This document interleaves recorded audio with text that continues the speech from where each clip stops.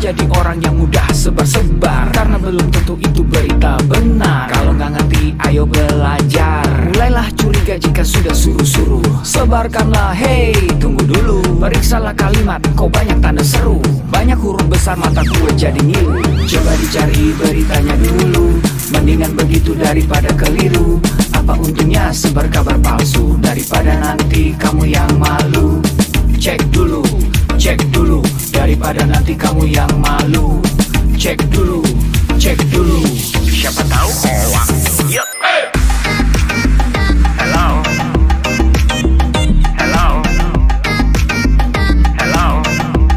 siapa tahu hoax. Yup. Hello,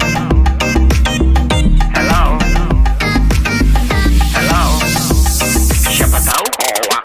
Hoax itu konten yang negatif, tujuannya itu ya provokatif. Paling cocok buat orang yang sensitif. Kalau ke gue ya gak efektif, tapi semua suka yang positif. Misalnya video yang inspiratif, meme yang lucu, itu juga sip. Positif, kreatif, dan produktif. Coba dicari beritanya dulu, mendingan begitu daripada keliru. Apa untungnya sebar kabar palsu, daripada nanti kamu yang malu. Cek dulu, daripada nanti kamu yang malu. Cek dulu, siapa tahu hoax. Yup. Hello,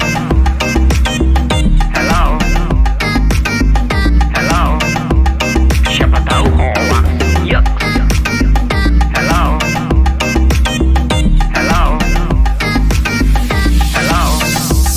siapa tahu hoax.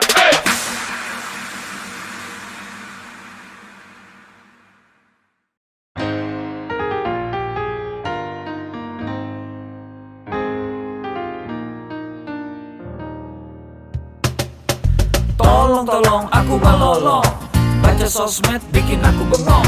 Banyak berita isinya bohong, bikin orang jadi saling menggonggong. Seperti ada niat sebar kebencian, tanpa peduli akan ada kerugian. Seperti dapat munculnya permusuhan, karena tertipu jadi curigaan.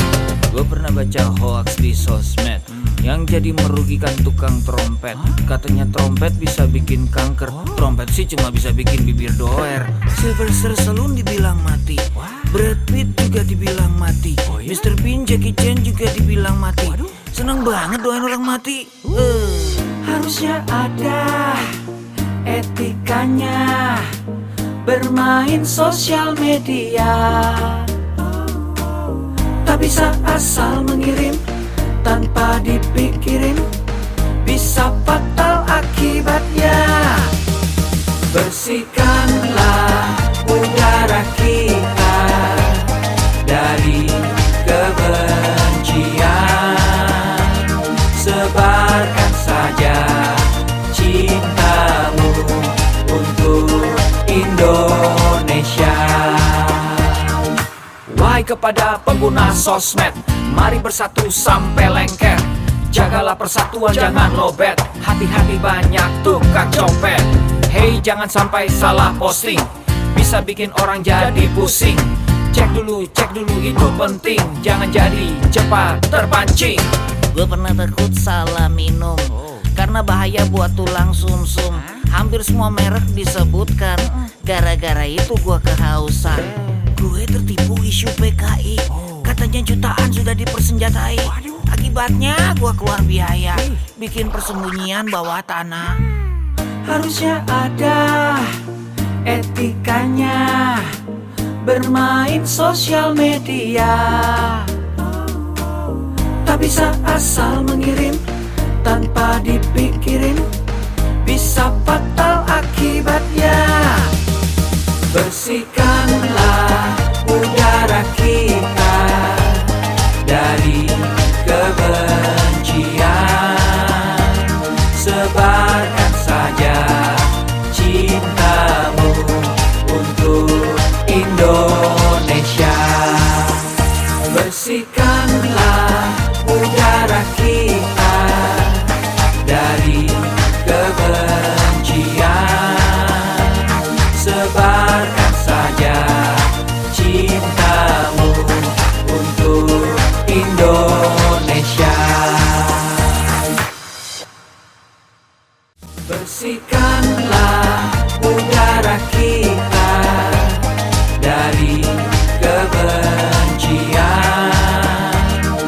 Tebarkan saja cintamu untuk Indonesia.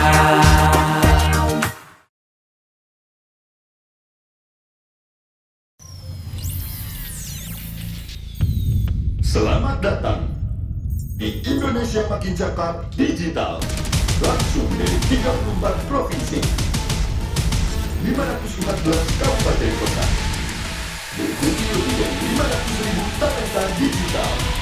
Inilah Indonesia Makin Cakap Digital.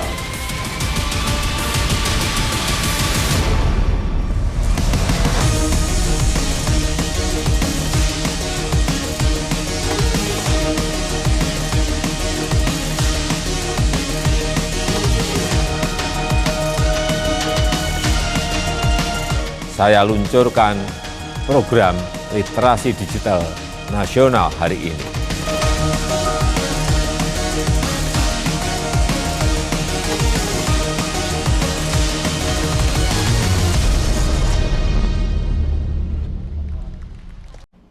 Assalamualaikum warahmatullahi wabarakatuh. Selamat siang, salam sejahtera, salam sehat untuk kita semua. Selamat datang dalam acara Indonesia Makin Cakap Digital.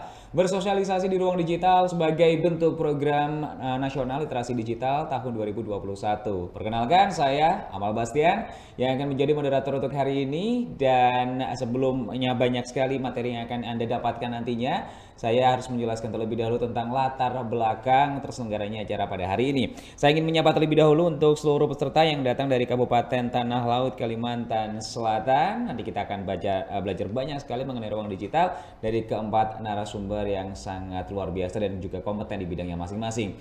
Teman-teman, teknologi informasi dan komunikasi di Indonesia semakin berkembang pesat. Hampir semua orang memiliki akses yang mudah terhadap internet dan berbagai informasi. Dan hal ini dibuktikan dengan angka penetrasi pengguna internet di Indonesia yang mencapai 73,3%. Ini artinya ada 144.191.413 dari total 196.714.070 masyarakat Indonesia telah memiliki akses terhadap internet bersumber dari APJII tahun 2020. Nah, pesatnya perkembangan teknologi informasi dan komunikasi tersebut membuat Indonesia dinyatakan sebagai pasar ekonomi digital terbesar di Asia Tenggara. Bersumber dari laporan Economy Google tahun 2020. Teman-teman, berangkat dari fakta tersebut, Presiden Republik Indonesia Joko Widodo menetapkan percepatan transformasi digital untuk mencapai digital nation sebagai salah satu visi utama dalam masa pemerintahannya yang kedua. Dan salah satu programnya adalah pembangunan sumber daya manusia talenta digital. Dan untuk mencapai visi ini diperlukan adanya persiapan kebutuhan sumber daya manusia talenta digital dengan meningkatkan kualitas sumber daya manusia dalam aspek literasi digital. Literasi digital itu sendiri merupakan kemampuan individu untuk mengakses, memahami, membuat, mengkomunikasikan dan juga mengevaluasi teknologi digital. Bersumber dari UNESCO tahun 2018. Teman-teman, sesuai dengan arahan visi Presiden di atas, maka Kementerian Komunikasi dan Informatika bersama dengan mitra jejaring GNLD Siberkreasi telah menyusun sebuah peta jalan literasi digital tahun 2021-2024 untuk meningkatkan partisipasi digital masyarakat, kemudian mendorong pengembangan ilmu pengetahuan masyarakat di bidang TIK dan digital, serta mendorong tingkat kecakapan transformasi digital dalam pemanfaatan teknologi baru ini. Dalam peta jalan ini dirumuskan 4 kerangka dalam menyusun kurikulum literasi digital, diantaranya adalah digital skills, kemudian digital ethics, digital safety, dan juga digital culture.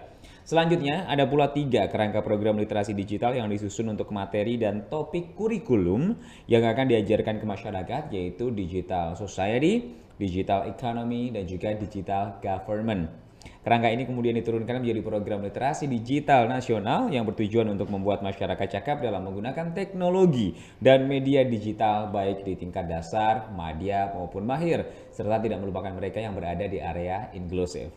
Teman-teman, oleh karena itu Kementerian Komunikasi dan Informatika khususnya Direktorat Pemberdayaan Informatika Kemudian Direktorat Jenderal Aplikasi Informatika akan melaksanakan kegiatan literasi digital untuk peningkatan kemampuan dan pemahaman masyarakat dalam penggunaan teknologi informasi dan komunikasi atau TIK dan internet yang benar dan tepat melalui implementasi dari program literasi digital di 34 provinsi dan 514 kabupaten dan kota serta melibatkan 110 mitra strategi berkreasi dan juga stakeholders terkait lainnya. Baiklah, itu dia tadi adalah latar belakangnya, dan berikutnya agar acara bisa berjalan lancar maka ada tata tertib yang harus kita patuhi bersama. Di antaranya adalah Anda diharapkan tetap mematuhi dan mengikuti protokol kesehatan. Kemudian teman-teman diwajibkan mematikan mic atau di-mute saja mikrofon Anda, namun tetap menyalakan kamera video atau tetap on cam. Anda tidak diperkenankan coret-coret layar, Anda pun juga tidak diperkenankan menyela pada saat narasumber menyampaikan materi. Apabila ada pertanyaan untuk narasumber, silakan ditulis di kolom chat. Ketik nama, ketik pertanyaan Anda, dan ketik ditujukan kepada narasumber yang mana pertanyaan tersebut. Kemudian teman-teman diharapkan tidak lupa untuk mengerjakan pretest dan juga post-test yang nantinya bisa digunakan untuk mendapatkan e-certificate yang linknya akan segera kami cantumkan di kolom chat. Teman-teman, perlu kita ketahui bersama bahwa aplikasi Siberkreasi dapat kita download di App Store maupun di Google Play. Itu aja untuk tata tertibnya, semoga bisa dipatuhi bersama, dan berikutnya kita akan segera masuk ke sesi menyanyikan lagu kebangsaan Indonesia Raya dengan format 3 stansa.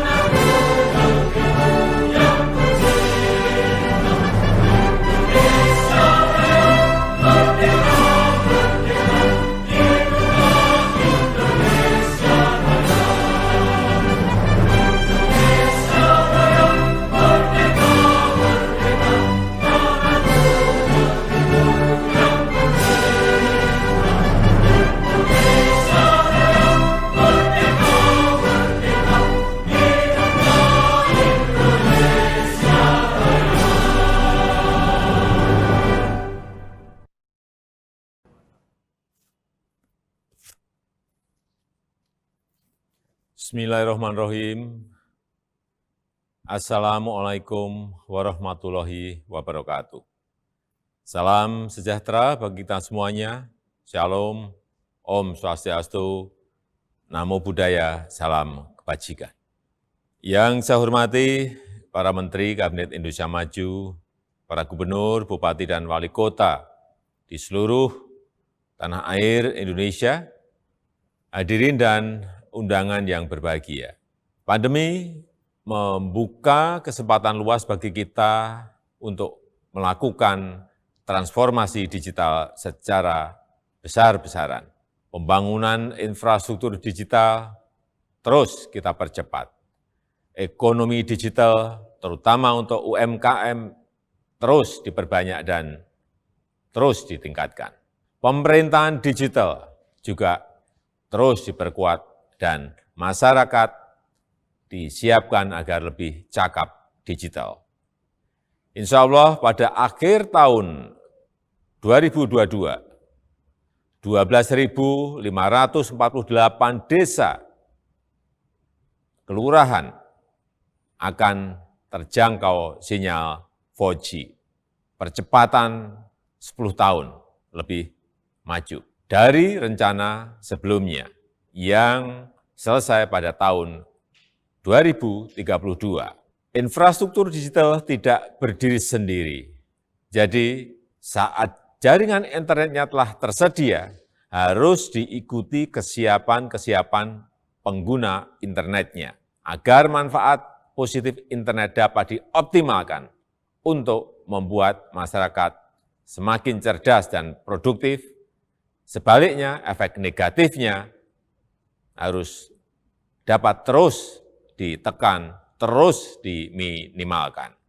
Bapak Ibu yang saya hormati, tantangan di ruang digital semakin besar, sangat besar. Konten-konten negatif terus bermunculan. Kejahatan di ruang digital terus meningkat.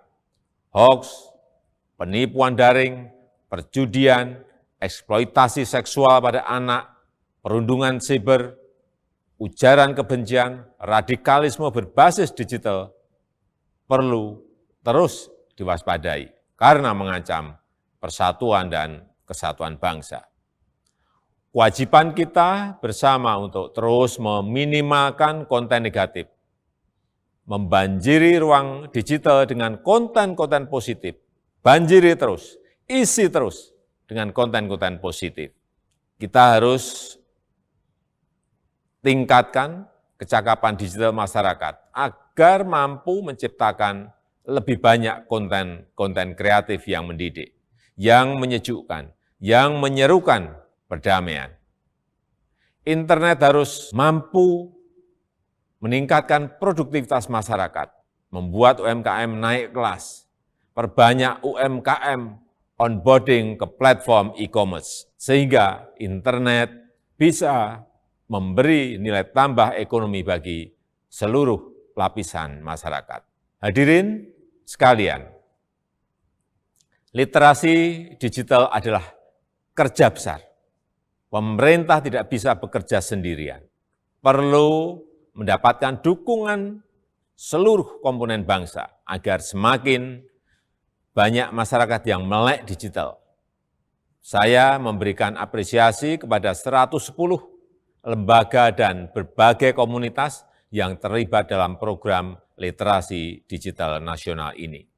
Saya harap gerakan ini menggelinding dan terus membesar, bisa mendorong berbagai inisiatif di tempat lain, melakukan kerja-kerja konkret di tengah masyarakat, agar makin cakap memanfaatkan internet untuk kegiatan edukatif dan produktif.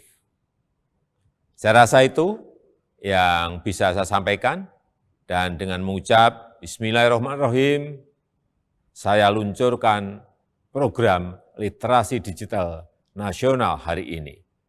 Terima kasih. Wassalamualaikum warahmatullahi wabarakatuh. Om Santi Santi Santi Om. Namo Buddhaya.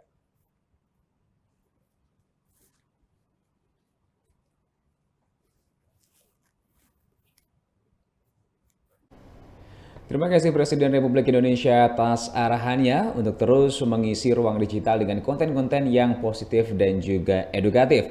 Untuk berikutnya kita akan segera menyimak penyampaian keynote speech yang pertama disampaikan oleh Direktur Jenderal Aplikasi Informatika Bapak Samuel Abrijani Pangerapan BSC, dan juga dilanjutkan dengan penyampaian keynote speech oleh Bupati Kabupaten Tanah Laut Bapak Dr. Handes Haji Sukamta. Disilahkan. Pastikan kita selalu menerapkan protokol kesehatan dengan menggunakan masker, menjaga jarak, dan selalu cuci tangan. Assalamualaikum warahmatullahi wabarakatuh. Salam sejahtera bagi kita semua. Om Swastiastu, Namo Buddhaya, salam kebajikan. Rekan-rekan yang saya hormati, puji syukur kita panjatkan kehadirat Tuhan Yang Maha Esa. Atas berkat dan rahmat-Nya, kita dapat berkumpul secara virtual dalam keadaan sehat di tengah situasi pandemi COVID-19. Semoga kita semua senantiasa dilimpahi dengan kesehatan dan damai sejahtera dalam upaya kita melawan pandemi COVID-19. Menjadi kebanggaan tersendiri bagi saya untuk membuka acara ini, di mana acara ini merupakan sebuah kegiatan yang diadakan oleh Kementerian Kominfo bekerjasama dengan Cyber Kreasi di bawah kerangka program literasi digital. Sebagaimana yang telah kita ketahui bersama, kehadiran pandemi dan pesatnya perkembangan teknologi telah mengubah cara kita beraktivitas dan bekerja. Kehadiran teknologi sebagai bagian dari kehidupan masyarakat inilah yang semakin mempertegas bahwa kita sedang menghadapi era disrupsi teknologi. Untuk menghadapi hal tersebut, kita semua harus mempercepat kerjasama kita dalam mewujudkan agenda transformasi digital Indonesia. Rekan sekalian yang berbahagia, salah satu pilar penting dalam mendukung terwujudnya agenda transformasi digital adalah menciptakan masyarakat digital, di mana kemampuan literasi digital masyarakat memegang peranan penting di dalamnya.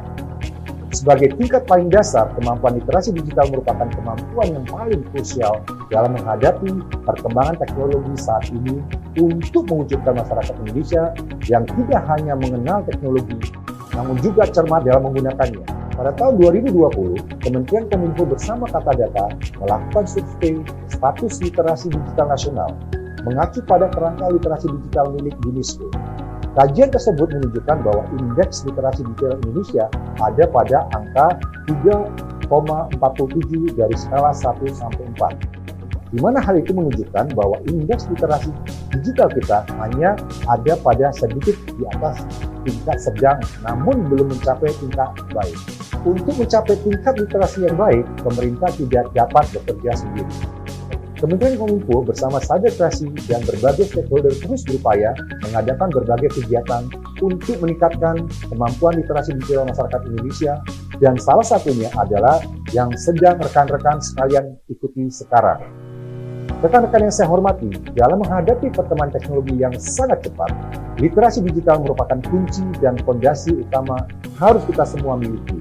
Pemerintah dalam hal ini, Kementerian Kominfo, bersama dengan Cyber Kreasi berkomitmen akan terus melakukan upaya meningkatkan literasi digital masyarakat lewat berbagai macam inisiatif kegiatan.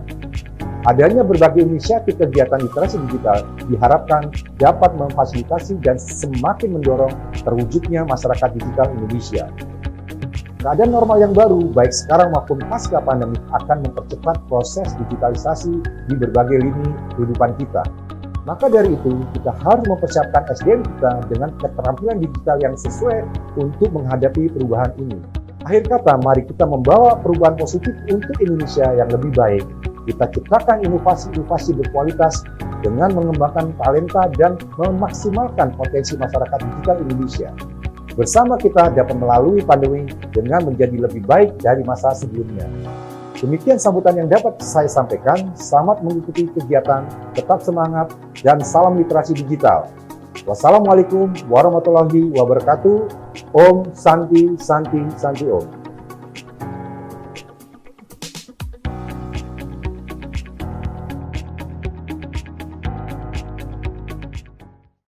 Assalamualaikum warahmatullahi wabarakatuh. Salam sejahtera untuk kita semua.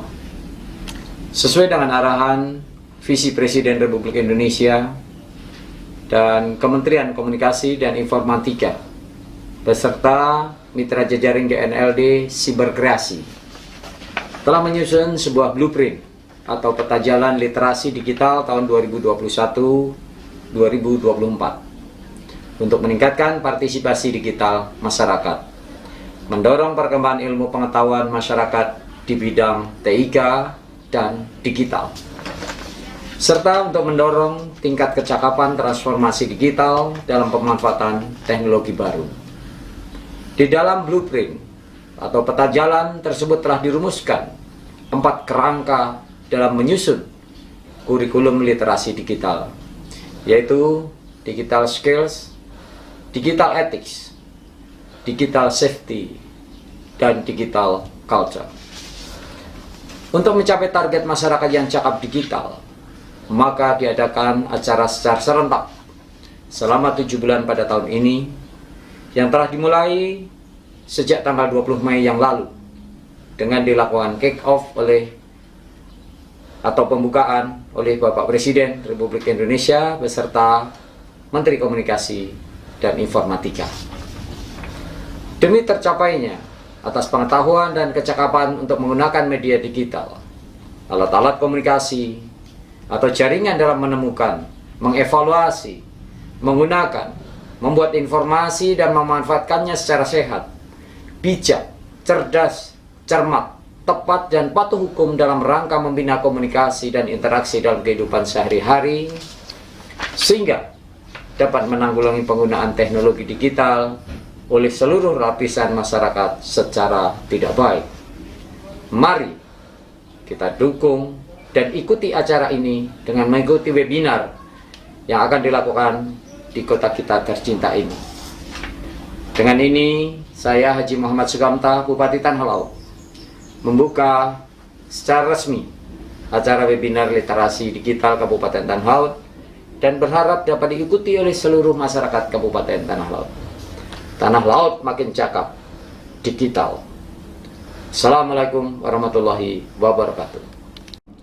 Waalaikumsalam warahmatullahi wabarakatuh. Terima kasih untuk dukungan dan juga sambutannya dari Direktur Jenderal Aplikasi Informatika dan juga dari Bupati Kabupaten Tanah Laut. Baiklah teman-teman peserta yang sudah bergabung di ruang virtual, hari ini bukan hanya saja materi literasi digital yang bisa Anda dapatkan, tapi kami juga sudah menyediakan 1 juta rupiah dalam bentuk pulsa untuk 10 peserta yang beruntung. Caranya kita bagi menjadi 2 untuk Anda yang bertanya kepada narasumber dan untuk Anda yang memposting keseruan acara hari ini di sosial media masing-masing, khususnya menggunakan Instagram. Untuk Anda yang bertanya kepada narasumber, silakan tulis pertanyaan Anda di kolom chat ya, ketik nama, kemudian ketik pertanyaan dan juga ketik nama narasumbernya. Disesuaikan dengan materi yang akan disampaikan oleh para narasumber nanti. Kemudian setelah itu Anda boleh mengirimkan data pribadi Anda mulai dari nama lengkap, kemudian email dan juga nomor telepon ke admin Q&A Japri, jalur pribadi. Jadi nanti pada saat Anda terpilih pertanyaannya untuk dibahas, maka di situ kita siap mentransfer pulsanya ke nomor telepon Anda. Jadi jangan menuliskan nomor telepon di kolom chat, tapi langsung japri saja jalur pribadi kepada admin Q&A. Kemudian untuk berikutnya, bagi teman-teman yang ingin mendapatkan pulsa dengan memposting keseruan acara pada hari ini, boleh mengambil foto maupun video dan dipost di sosial media. Untuk captionnya buat semenarik mungkin, sementara untuk mentionnya bisa langsung di tag ke @siberkreasi dan juga @lidik.kalimantan. Ngeteknya ke @siberkreasi dan juga @lidik.kalimantan. Jangan lupa hashtagnya lidikal1979, hashtag siberkreasi dan juga hashtag makin cakap digital. Dan sebelum kita masuk ke materi yang pertama, marilah bersama-sama kita berdoa agar acara hari ini bisa berjalan lancar dan kita juga mendoakan negeri ini agar terhindar dari beragam bencana. Berdoa menurut agama dan keyakinan masing-masing, disilahkan.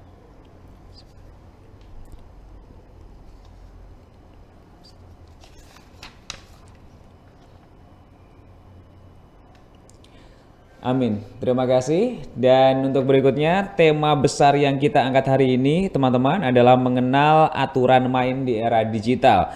Untuk Supema Etika Digital bebas namun terbatas berekspresi di media sosial. Untuk materinya akan disampaikan oleh dosen IAIN Kediri. Kita langsung saja sapa Bapak Dr. Andes Agus Edi Winarto MPD MH.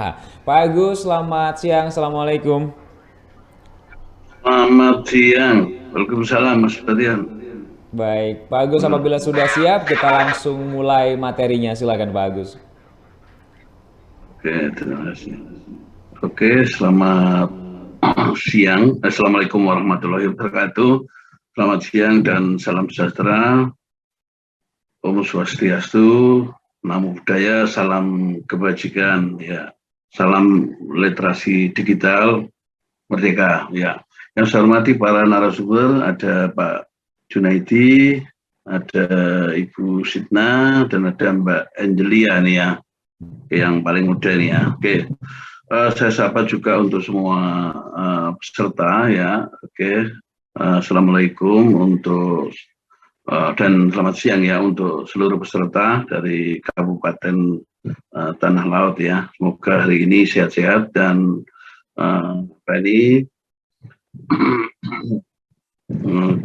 bisa mengikuti dengan bersama kami sampai dengan akhir acara ini. Oke, saya langsung aja ke materi yang akan saya sampaikan.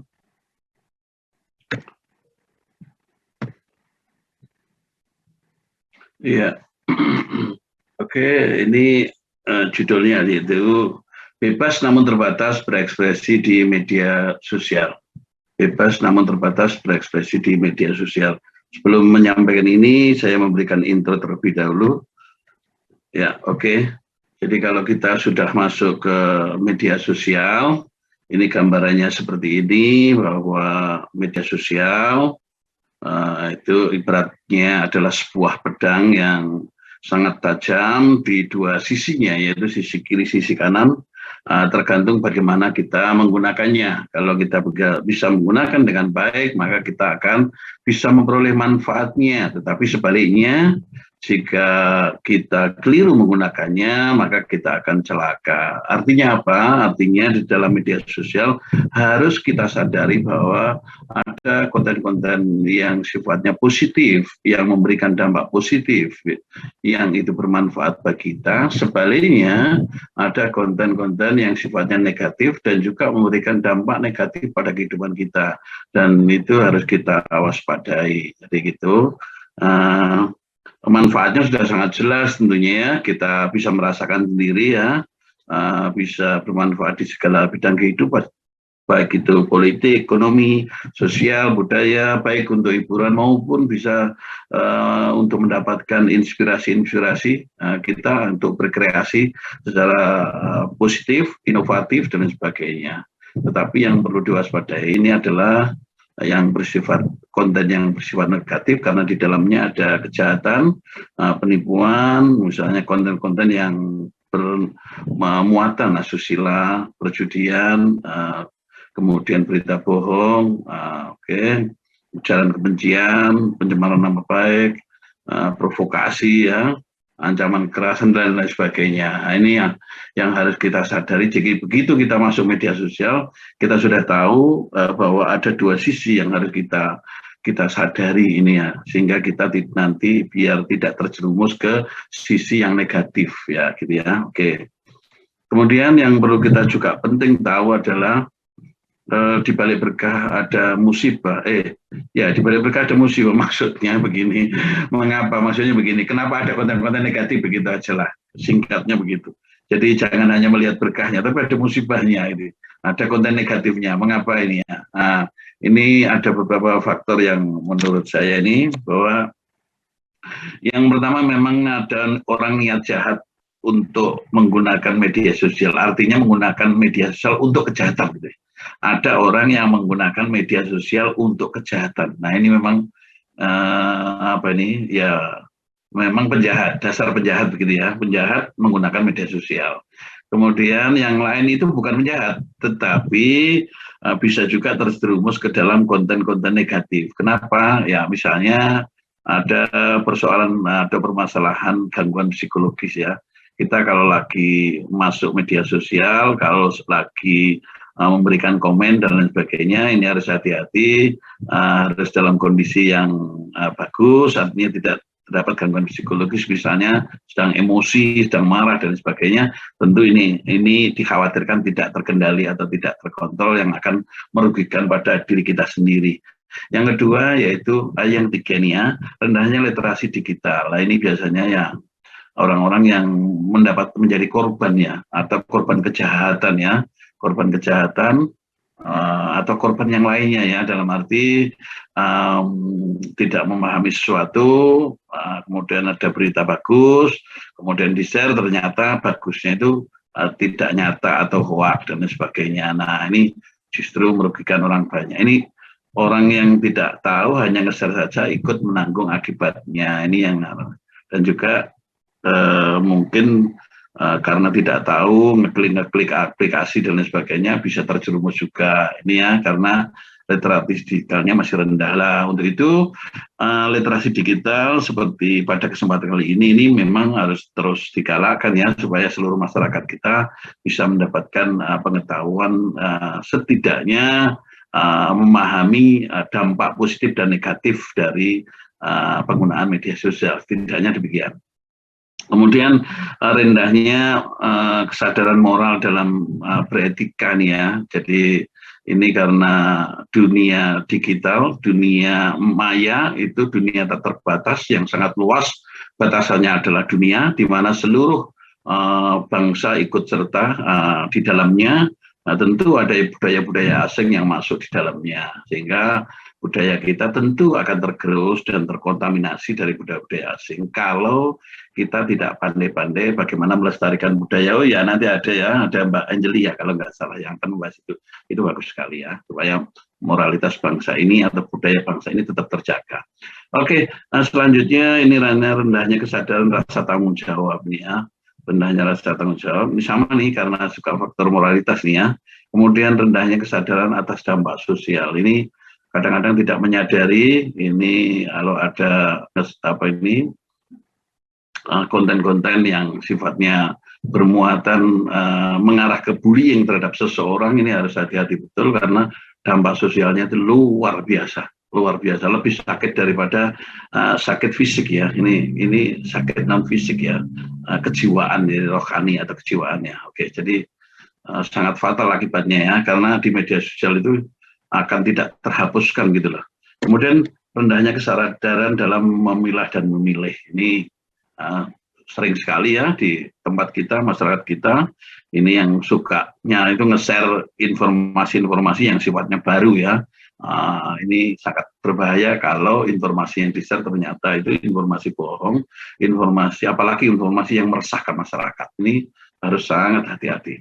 Kemudian yang terakhir yaitu rendahnya kesadaran berdemokrasi dan bertoleransi. Lah, inilah yang berkorelasi dengan bahasan saya. Jadi bebas tapi terbatas. Jadi kebebasan itu ini adalah sebuah demokrasi. Kemudian terbatas itu artinya kita harus bertoleransi karena ada hak orang lain yang juga memiliki hak yang sama atau dibatasi hak orang lain gitulah maksudnya. Oke, lanjut. Bebas namun terbatas berekspresi di media sosial. Jadi kata ini memang kebebasan berekspresi itu merupakan hak setiap orang. Jadi kita memang punya hak untuk itu ya, punya hak itu. Dan ini masuk kategori hak asasi manusia ya, yang tentu dilindungi oleh undang-undangnya. Tetapi harus diingat bahwa kebebasan berekspresi dibatasi oleh hak orang lain. Karena apa?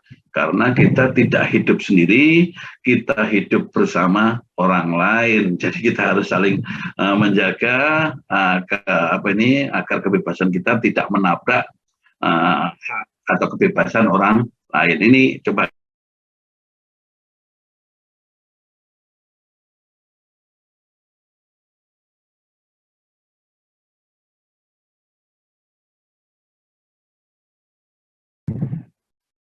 Halo, gimana ini? Halo, bisa dengar suara saya? Bisa ya? Bisa Pak. Ya. Oh ya, ya. Tadi kok ada kendala teknologi biasa Pak. Oh ya, maaf, saya agak terkejut Pak. Ya, oke saya lanjutkan. Jadi ini gambarannya data kita Januari 2001 ya, penduduk kita sekian banyak 274,9 juta yang pengguna internet ada 2,6 juta pengguna media sosial ada 170 juta nih ya. Jadi kita benar-benar memang tidak hidup sendiri, kita hidup bersama orang lain ya, bersama masyarakat begitu banyak Oke, ini yang sebagai gambaran aja, ini sama. Di Undang-Undang Dasar Negara kita itu juga jelas ya, ini yang sebagai dasar ini sebagai konstitusi negara, ini sebagai yang paling dasar, aturan yang paling dasar di negara kita. Yaitu kita melihat pasal 28 ya. Yaitu kemerdekaan berserikat dan berkumpul, mengeluarkan pikiran dengan lisan dan tulisan dan sebagainya ditetapkan dengan undang-undang. Jadi ini memang kita punya hak untuk itu ya. Pasal 28E ayat 3, setiap orang berhak atas kebebasan berserikat, berkumpul, dan mengeluarkan pendapat. Jadi kaitannya dengan berekspresi di media sosial itu mengeluarkan pendapat tentunya. Kemudian pasal 28F ini ya, setiap orang berhak untuk berkomunikasi dan memperoleh informasi untuk mengembangkan pribadi dan lingkungan sosialnya, serta berhak untuk mencari, memperoleh, memiliki, menyimpan, mengolah, dan menyampaikan informasi dengan menggunakan segala jenis saluran yang tersedia. Jadi memang betul-betul dijamin ya oleh undang-undang kita tentang kebebasan berekspresi. Kebebasan berekspresi di dalam konteks ini di media sosial ya. Oke, nah ini batasannya. Nah, ini batasannya ya.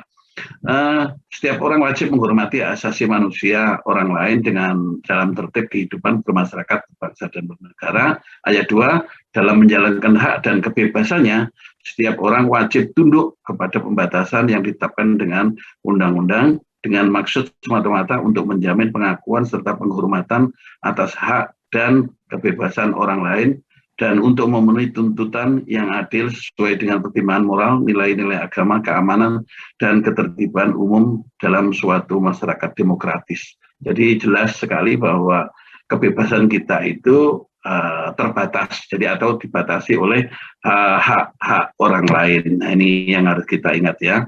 Oke, kita kembali lagi. Batasan bagaimana sih kalau di media sosial yang lebih eksplisit batasannya seperti apa ya gitu ya. Oke, ada dua kalau menurut saya. Ada batasan yang bersifat itu tata krama ya, tata krama. Yang ini tata krama, adat istiadat atau sopan santun ya. Kalau di bahasa kita sehari-hari, maka bagaimana kita berperilaku kepada orang tua, kepada orang lain ya yang lebih tua dan sebagainya, tentu berbeda dengan teman kita ya, itu namanya unggah-ungguh atau sopan santun ya, tata krama. Nah, ini adalah persoalan baik dan buruk. Di media sosial pun demikian. Jadi kita juga sama persis dengan di dunia nyata ya. Kita juga harus kalau berekspresi, memberikan pendapat di media sosial dan sebagainya, tentu kita harus menggunakan bahasa yang baik, bahasa yang benar, bahasa yang sopan dan sebagainya, tidak berkata-kata kasar yang akan menyinggung perasaan orang lain dan juga akan memprovokasi, mengadu domba orang lain dan sebagainya. Nah, ini termasuk adat istiadat atau tata krama ya. Yang kedua batasan hukum ya, ini yang lebih konkret ini. Tadi kalau di Undang-Undang Dasar itu dasar konstitusi, kemudian diatur di undang-undang. Nah, ini undang-undang untuk media sosial ini ya, masuk di Undang-Undang ITE ya. Jadi batasannya ada di larangan yang terdapat pada Undang-Undang ITE. Nah, kalau sudah hukum ini persoalan benar dan salah ya. Kalau mereka divonis oleh pengadilan dinyatakan bersalah ya itu bersalah ya.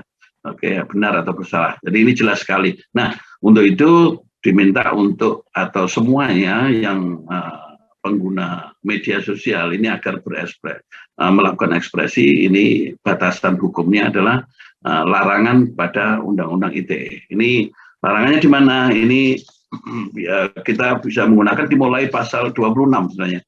Banyak orang memulai di pasal 27 ya, tetapi sebenarnya pasal 26 pun juga larangan, yaitu kita tidak boleh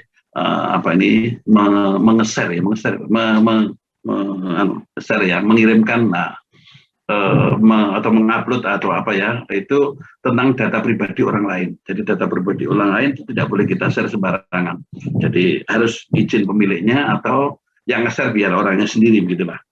Kemudian pasal 27 ada 4 ayat. Yang pertama tentang larangan konten yang bermuatan tentang kesusilaan, kemudian perjudian, kemudian setelah perjudian ini pencemaran nama baik ini ya. Oke, pencemaran nama baik, Kemudian adalah pemerasan, ya itu pasal 27 ada 4, itu yang dilarang. Kemudian pasal 28 ayat 1 itu tentang berita bohong atau hoak gitu ya, hoak. Kemudian yang ayat 2 konten yang bermuatan rasa kebencian atau hate speech gitu ya, yang bernuansa adu domba, sara dan sebagainya. Kemudian pasal 29 tentang ancaman kekerasan. Nah, itu antara lain yang batasan-batasan nyata secara hukum yang kita tidak boleh langgar. Kalau tidak kita langgar, tentu sanksinya adalah sanksi hukum. Nah, ini kalau yang satunya adalah tata krama, sanksinya moral, sanksinya sanksi sosial masyarakat. Bisa jadi kalau kita tidak sopan di dalam bermedia sosial dalam kelompok grup kita ya misalnya gitu, bisa jadi kita dikucilkan ya, dikucilkan dari kelompok. Itu adalah sanksi sosial, tidak dihukum, tetapi ya itulah hukumannya. Oke, kita lanjut. Nah, mengapa kita harus memahami batasan dalam melakukan kebebasan berekspresi di media sosial?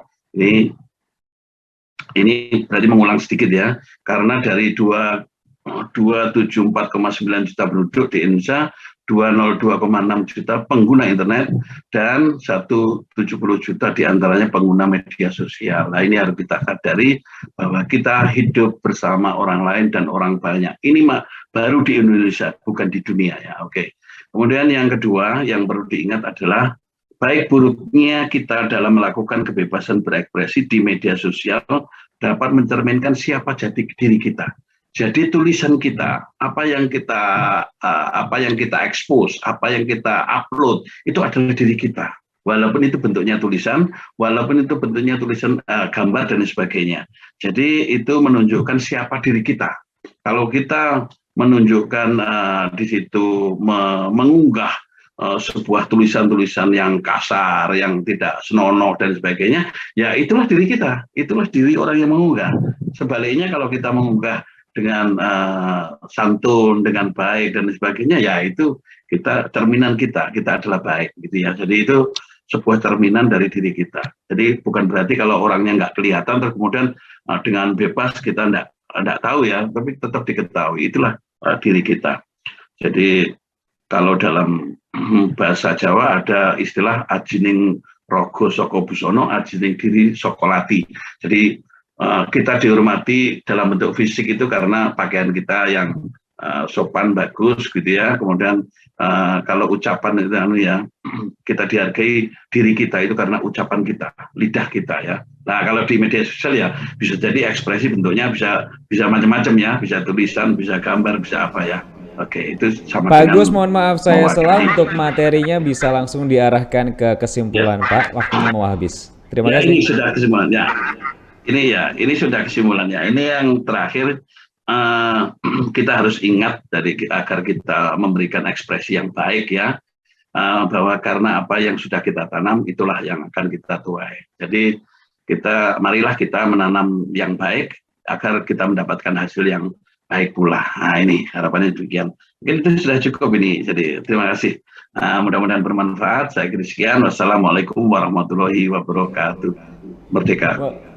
Waalaikumsalam warahmatullahi wabarakatuh. Pak Agus, terima kasih untuk materi yang telah disampaikan. Kita bebas berekspresi tapi ada aturannya. Ada hak dan juga kewajiban yang bisa kita lakukan karena memang sesama pengguna ruang digital ada batasan-batasan yang harus kita terapkan sehingga etika digital dapat dilaksanakan dengan baik. Terima kasih Pak Agus. Nanti kita akan insya Allah berjumpa lagi di segmen Q&A tanya jawab untuk menjawab pertanyaan dari teman-teman peserta. Yang ingin mengajukan pertanyaan silakan tulis di kolom chat, ketik nama Anda, kemudian pertanyaan sekaligus ditujukan kepada narasumber yang mana. Ingat, ada pulsa Rp100.000 menanti Anda untuk 10 orang peserta. Jadi total Rp1.000.000. Untuk berikutnya saya akan langsung masuk ke materi kedua dengan subtema kecakapan digital, tren usaha di dunia digital. Apa saja dan bagaimana kita bisa mendapatkan tren tersebut? Langsung saja kita tanyakan kepada dosen FISIP Uniska, ada Ibu Sitna Hajar Melawat, SAP MAP. Ibu Sitna, selamat siang. Assalamualaikum. Iya, siang Mas Amal. Waalaikumsalam. Baik, Ibu Sitna sudah siap untuk menyampaikan materi? Iya, siap. Silakan siap Ibu. Sekali. Oke ya, terima kasih Mas Amal ya. Assalamualaikum warahmatullahi wabarakatuh. Sebelumnya saya juga mau menyapa nih narasumber kita pada hari ini ya. Sebelumnya tadi ada Pak Agus Edi. Kemudian nanti setelah saya nanti ada Mbak Angel ya, dan terakhir nanti ada juga Pak Junaidi. Dan juga halo nih buat seluruh peserta webinar kita pada hari ini ya. Semoga kita bisa sehat ya semuanya nih, sehat walafiat dalam mengikuti webinar kali ini. Baik, saya izin share slide saya dulu. Iya, oke. Nah, baik. Pada webinar kali ini saya kebagian untuk memberikan materi tentang kecakapan digital ya. Nah, berkenaan juga dengan materi tema kita kali ini ya, tentang aturan main di era digital nih. Kali ini saya akan memberikan materi tentang tren pekerjaan apa saja ya, dan juga usaha maupun bisnis yang bisa kita lakukan di era digital. Ini apa aja. Oke, baik. Sebentar.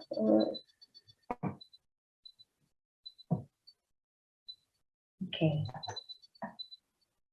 Nah, di era yang serba digital ya, banyak peluang bisnis dan juga karir nih yang bisa kita lakukan hanya dari rumah. Jelas ya bahwa kita tahu era digital ini kan harus dimanfaatkan sebaik mungkin ya, karena ia adalah suatu potensi nih bagi masyarakat kita untuk bekerja di industri digital.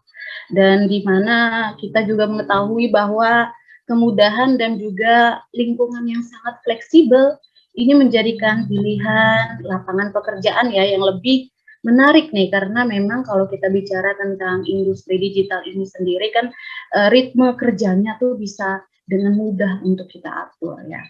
Nah, kemudian banyak pekerjaan yang digantikan oleh robot ya. Kita tahu nih bahwa dari tahun ke tahun perubahan itu kan semakin dinamis ya, nggak statis nih. Kita tahu bahwa dengan demikian perubahan-perubahan tersebut artinya apa?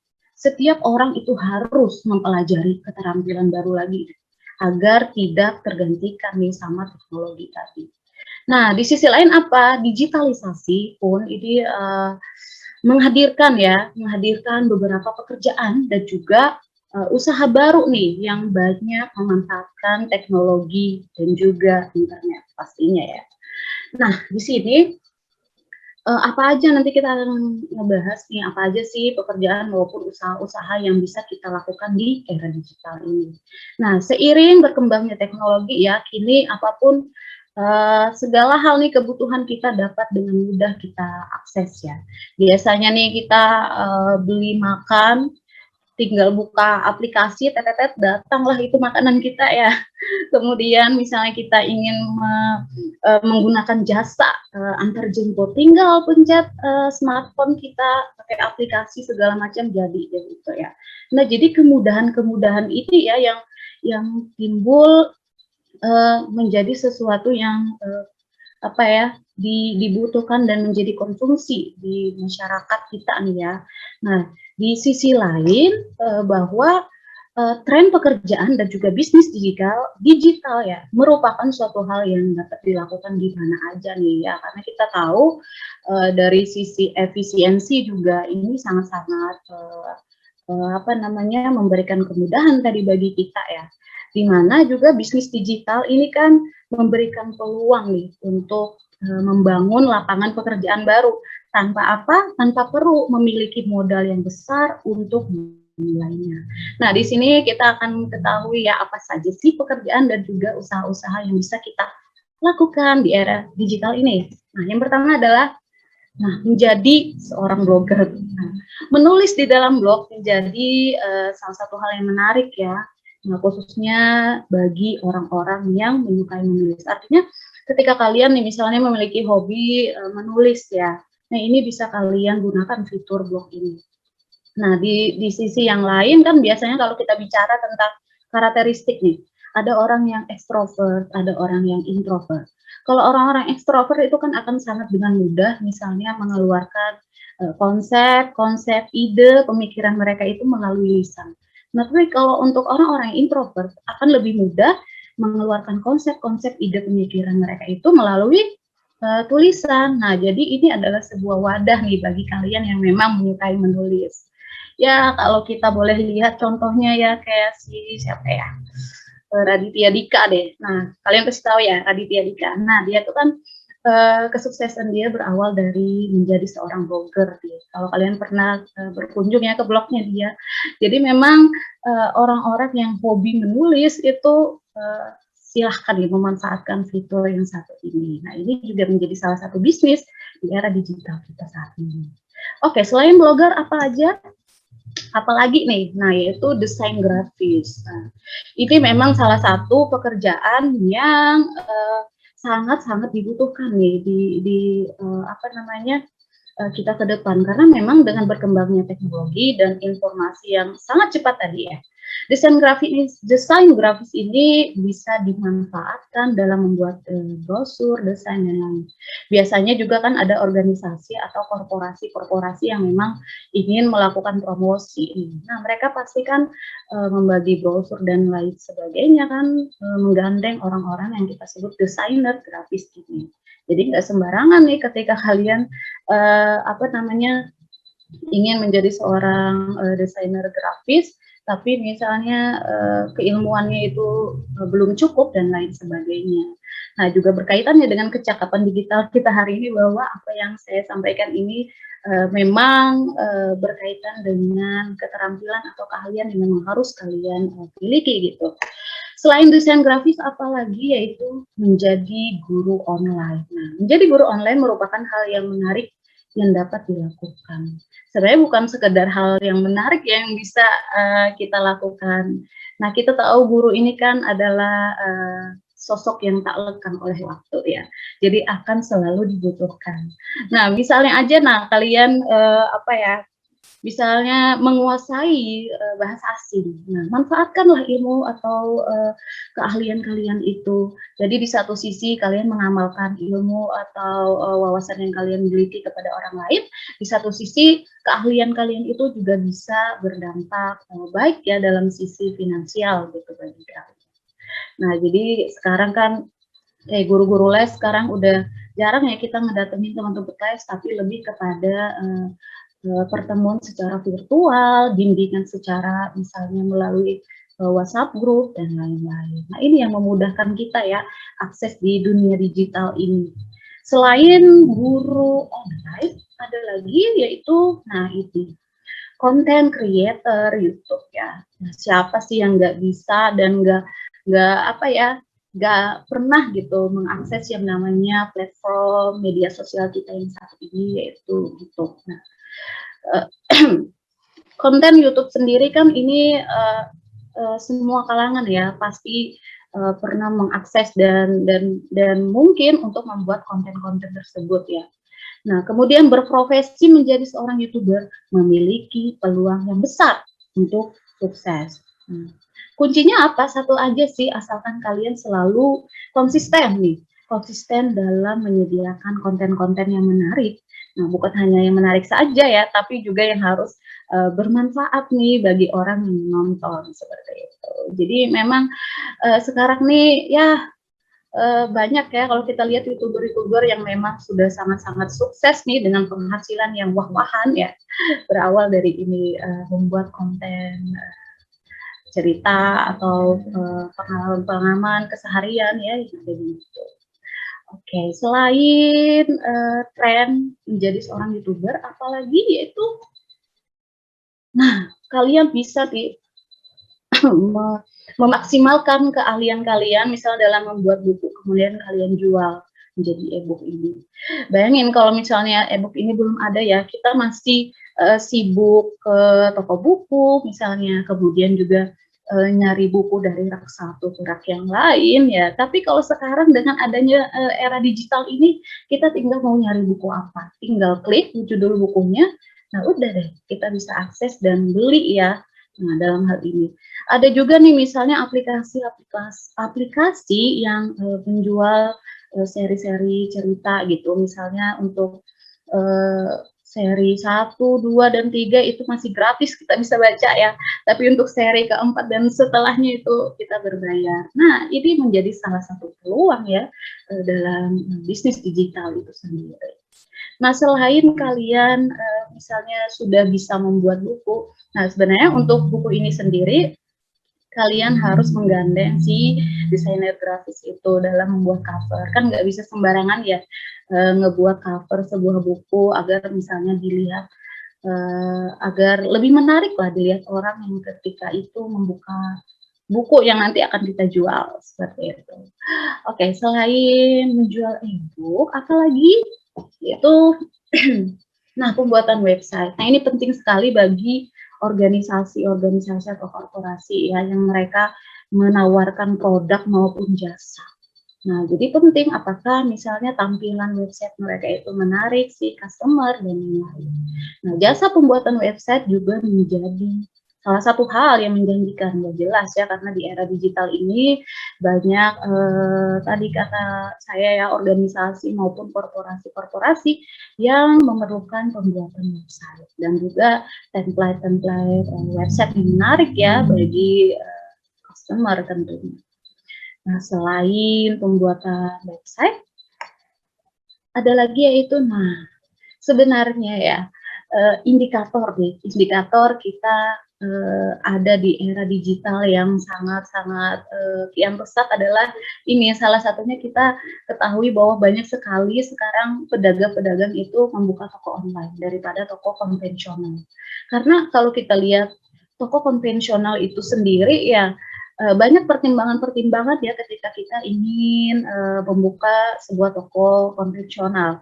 Belum misalnya kita memilih lokasi toko kita tersebut, kemudian melihat lagi strategiskah lokasi kita untuk toko yang akan kita buka tadi ya.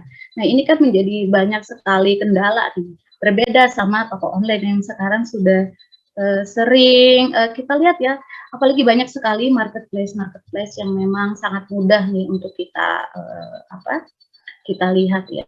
Nah, jadi juga seiring naiknya tingkat konsumsi masyarakat, membuka toko online adalah cara yang tepat untuk menjawab kebutuhan masyarakat. Jelas ya, apapun sekarang mau pakaian, mau kebutuhan rumah tangga sekarang bisa tersedia di toko online tersebut ya, dan bisa dengan mudah kita dapatkan di marketplace yang banyak sekali ya kalau kita lihat di Indonesia pada ini.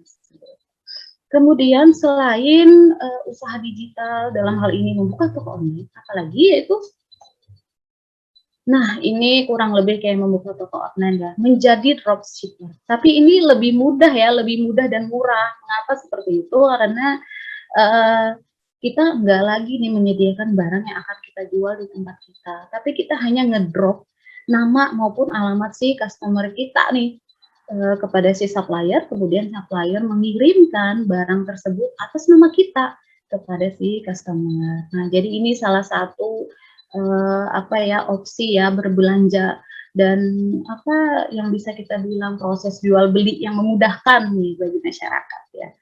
Nah, kemudian setelah menjadi seorang dropshipper, kemudian ada lagi yaitu admin media sosial. Nah, ini yang terakhir. Karena saking banyaknya ya bisnis toko online, maka akan semakin tinggi pula tingkat kebutuhan dalam melakukan peningkatan penjualan. Nah, ini jelas sekali ya. Kadang misalnya owner sebuah toko online ya misalnya, itu sudah kebanyakan orderan misalnya ya, dia pasti akan membutuhkan si admin sosial, entah itu untuk mengurus pencatatan, keuangan, dan lain sebagainya. Nah, jadi memang ya beberapa poin yang saya sampaikan tadi ya, itu mungkin hanya sebagian kecil. Pasti masih banyak lagi tren-tren pekerjaan maupun bisnis yang bisa kita lakukan di era digital. Nah, ini tentang bagaimana sih kita sejauh mana kita bisa mengembangkan keahlian maupun keterampilan kita nih dalam ikut ke dalam industri digital ini. Oke, sampai sini saya ingin ngasih tips ya, sedikit tips ya. Bagaimana kita memulai usaha atau bisnis di era digital ya. Nah, yang pertama adalah kenali peluang bisnis digital terbaik. Artinya apa? Nah, dalam hal ini kita harus ketahui dulu, apa sih yang paling dibutuhkan oleh masyarakat? Nah, apa sih yang paling dicari oleh masyarakat? Nah, kalau misalnya kita berbicara tentang produk. Nah, kalau kita berbicara tentang jasa, nah misalnya di lingkungan kita nih, ya masih jarang orang yang bisa menguasai bahasa asing. Nah, itu peluang nih bagi kita untuk menjadi seorang guru online tadi ya, seperti penjelasan saya sebelumnya, dan lain-lain. Kemudian selain mengenali peluang-peluang yang bisa dijadikan bahan sebagai bahan bisnis digital adalah yaitu membuat rencana bisnis yang sudah diputuskan. Ya, apapun ya bisnis yang mau kita lakukan, kalau misalnya rencana di awal ini sudah apa ya, ibaratnya nggak disusun dengan baik, nah nanti hasilnya juga akan tidak optimal. Nah, misalnya saja ya kendala kita ini adalah di dana. Kita mau membuat sebuah produk, menjualkannya, tapi misalnya kendalanya di dana. Nah, akhirnya kita buat perencanaan bagaimana kita bisa menghasilkan dana tersebut.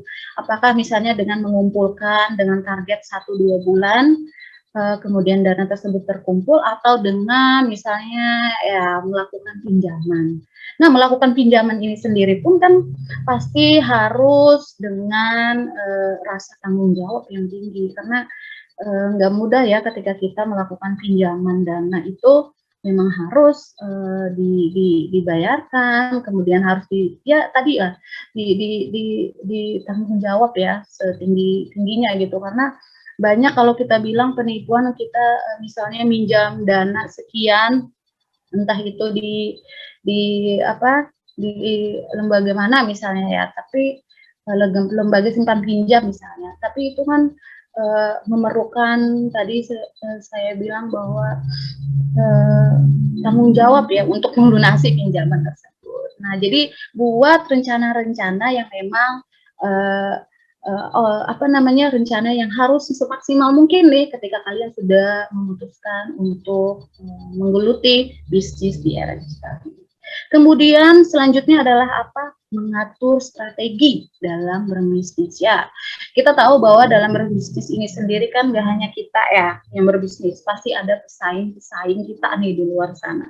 Nah, bagaimana kita mengatur strategi agar misalnya produk itu tetap diminati oleh customer, kemudian menarik customer untuk membeli, untuk tetap berlangganan dan segala macam. Nah, salah satu hal strategi yaitu promosi. Nah, kalau kita misalnya ada di bidang produk, menjualkan produk ya, pasti kita memerlukan yang namanya promosi. Ini harus nih, karena dari mana orang tahu produk-produk kita ya tanpa kita melakukan promosi. Nah, seperti itu. Kemudian selain mengatur strategi dalam berbisnis, ada lagi yaitu memanfaatkan keahlian yang dimiliki. Ya, ini jelas sekali, karena yang paling tahu diri kita itu kan adalah kita sendiri ya, sejauh mana sih kemampuan kita atas atas suatu ilmu atau wawasan yang kita miliki, atau atas kemampuan yang kita miliki. Nah, pergunakanlah itu, manfaatkan sebaik mungkin. Contohnya tadi ya, kayak kalian misalnya mau bisa menguasai bahasa asing, nah silakan kalian buka bisnis digital, dalam hal ini menjadi guru online ya, jadi mengajarkan bahasa asing dan lain sebagainya. Nah, terakhir adalah yaitu jangan takut gagal. Nah, memang ya dalam memulai bisnis di era digital ini, mindset yang positif itu harus kita tanamkan. Jadi jangan nih dari awal kita merasa aku takut gagal, takut rugi dan segala macam. Nah, itu dijauhkan ya dari dalam pikiran kita ya. Memang harus kita ketahui bahwa setiap bisnis atau usaha yang kita lakukan itu pasti ada kerugian, pasti ada kekurangan, pasti ada hal-hal yang memang harus kita lewati. Ya, memang seperti itulah ya. Kalau kita bergelut nih di usaha atau bisnis ya, khususnya di era digital itu sendiri. Oke, mungkin itu saja Mas Amal dari saya. Sekian, salah hilaf mohon maaf. Nanti kalau ada pertanyaan boleh langsung ya ditanyakan. Wassalamualaikum warahmatullahi wabarakatuh.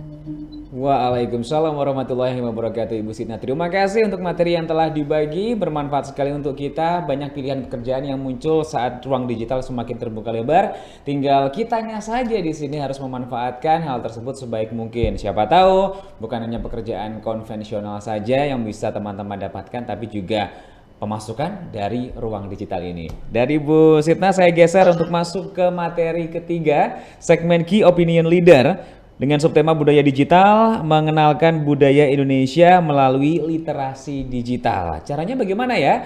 Ayo kita tanyakan langsung kepada seorang jurnalis dan juga social media spesialis. Kita langsung menyapa ada Kak Angelia Merisiana Espar. Kak Angel, selamat siang jelang sore. Halo, siang Mas. Oke, Kak Angel langsung aja kita mulai untuk materinya. Silakan Kak.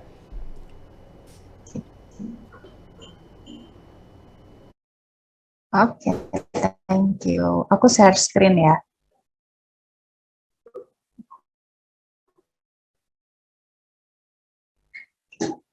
Sudah kelihatan? Masih loading Kak. Sebentar lagi mungkin karena sinyal. Sebentar. Space teman-teman.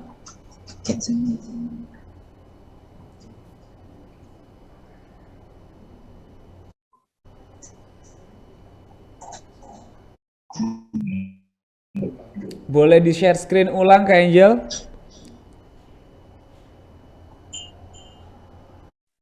Sudah?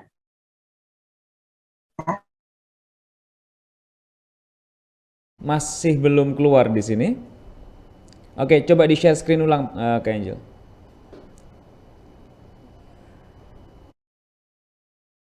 Oke, baik ini dia. Nah, ini udah keluar, bisa langsung diupayakan untuk full screen.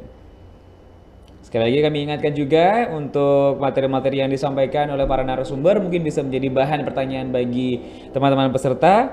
Jadi pertanyaannya tidak terlalu kemana-mana, disesuaikan saja dengan setiap materi yang disampaikan oleh narasumber. Ingat, ada hadiah pulsa untuk Anda, Rp1.000.000 untuk 10 peserta yang beruntung. Saya kembalikan lagi ke Kak Angel, masih belum masuk. Oke, tadi sempat ada kendala. Kak Angelnya keluar dari ruang digital, ini kita coba invite lagi untuk masuk dan bisa langsung menyampaikan materi yang ada. Dan saya perlu informasikan juga untuk teman-teman peserta, karena semuanya direcord atau direkam dengan baik, untuk materi-materi semacam ini bisa teman-teman dapatkan di YouTube channel kami, yaitu di Literasi Digital Kalimantan. Jangan lupa berinteraksi dengan kami dan juga subscribe channelnya agar kami terus bisa mengupdate ya untuk materi-materi terbaik ini. Kak Angel, sudah bisa dimulai?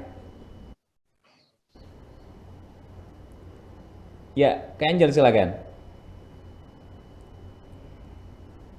Ya, sudah. Kayak connectionnya rada unstable ya. Oke. Oke. Selamat siang semuanya. Ya, udah aman belum Mas? Aman Kak, aman Kak. Tinggal dilanjut aja.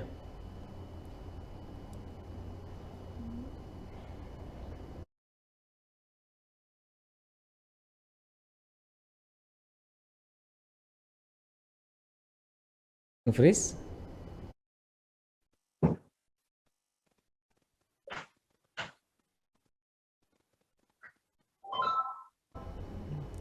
Halo? Ya, bisa dicoba lagi? Ya. Oke, sorry ya. Nah, sudah kelihatan Mas? Kelihatan full screen. Oke, silakan. Selamat siang semuanya. Sorry tadi connectionnya rada unstable. Jadi aku mau nyapa dulu narasumber yang udah hadir hari ini. Selamat sore Bapak Agus, ada Pak Junaidi juga, dan juga ada Ibu Sitna. Nah, hari ini aku mau ini dulu nih, perkenalan diri dulu. Sebelumnya nama aku Angelia Merisiana atau biasa dipanggil Angel Mercy. Dan sekarang aku bekerja sebagai social media spesialis di salah satu platform media online. Kali ini aku mau jelasin mengenai digital budaya, mengenalkan budaya Indonesia melalui literasi digital. Nah, sebelum kita mulai nih, aku mau kita samain persepsi dulu ya sebelum kita lanjut tentang digital culture. Nah, di sini Literasi budaya itu merupakan pengetahuan dan kecakapan dalam penggunaan media digital, kemampuan untuk menggunakan teknologi, keterampilan teknis dalam dunia digital, dan respons dalam rangka meningkatkan minat masyarakat untuk membaca sejalan dengan berkembangnya teknologi. And then next, apa aja sih sifat utama dari teknologi digital? Nah, yang pertama adalah tidak terbatas, yang kedua bebas berekspresi dan berpendapat, yang ketiga bisa menjadi sarana untuk stand out, dan yang keempat sarana untuk memperluas relasi. Nah, di sini itu tidak terbatas, maksudnya kita bisa menggunakan teknologi di mana aja, kapanpun, dan kalian bisa pakai ini di seluruh dunia. Bahkan ketika kalian di tempat yang tidak ada sinyal pun, kalian tetap bisa menggunakan teknologi. Kemudian yang kedua adalah bebas berekspresi dan berpendapat. Ketika kita menggunakan teknologi, kita bisa melakukan apa saja untuk meningkatkan ekspresi dan pendapat kita di platform apa saja. Kemudian yang ketiga adalah bisa menjadi sarana untuk stand out atau untuk unjuk diri nih. Nah, kita bisa aja nih pengen melakukan suatu terobosan dan kita menggunakan teknologi untuk menjadikan diri kita sebagai spotlight dari orang-orang tersebut. Kemudian yang terakhir adalah sarana untuk memperluas relasi. Nah, teknologi juga bisa memperluas relasi kita dari media sosial dan lain sebagainya. Penggunaan sosial media yang baik bisa membangun relasi yang baik pula, dan juga kita juga bisa dapat pekerjaan loh dari teknologi seperti dari LinkedIn, Jobstreet, dan lain sebagainya. Kemudian next, aku mau bahas tentang budaya. Nah, budaya itu apa sih, Kak? Budaya merupakan cara hidup yang berkembang serta dimiliki bersama oleh kelompok orang dan diwariskan dari generasi ke generasi. Nah, unsur-unsur budaya sendiri itu ada adat istiadat, perkakas, bahasa, bangunan, pakaian, karya seni, sistem agama, dan juga politik. Seperti yang kita tahu bahwa Indonesia merupakan negara maritim, multikulturalisme, dan juga paru-paru dunia.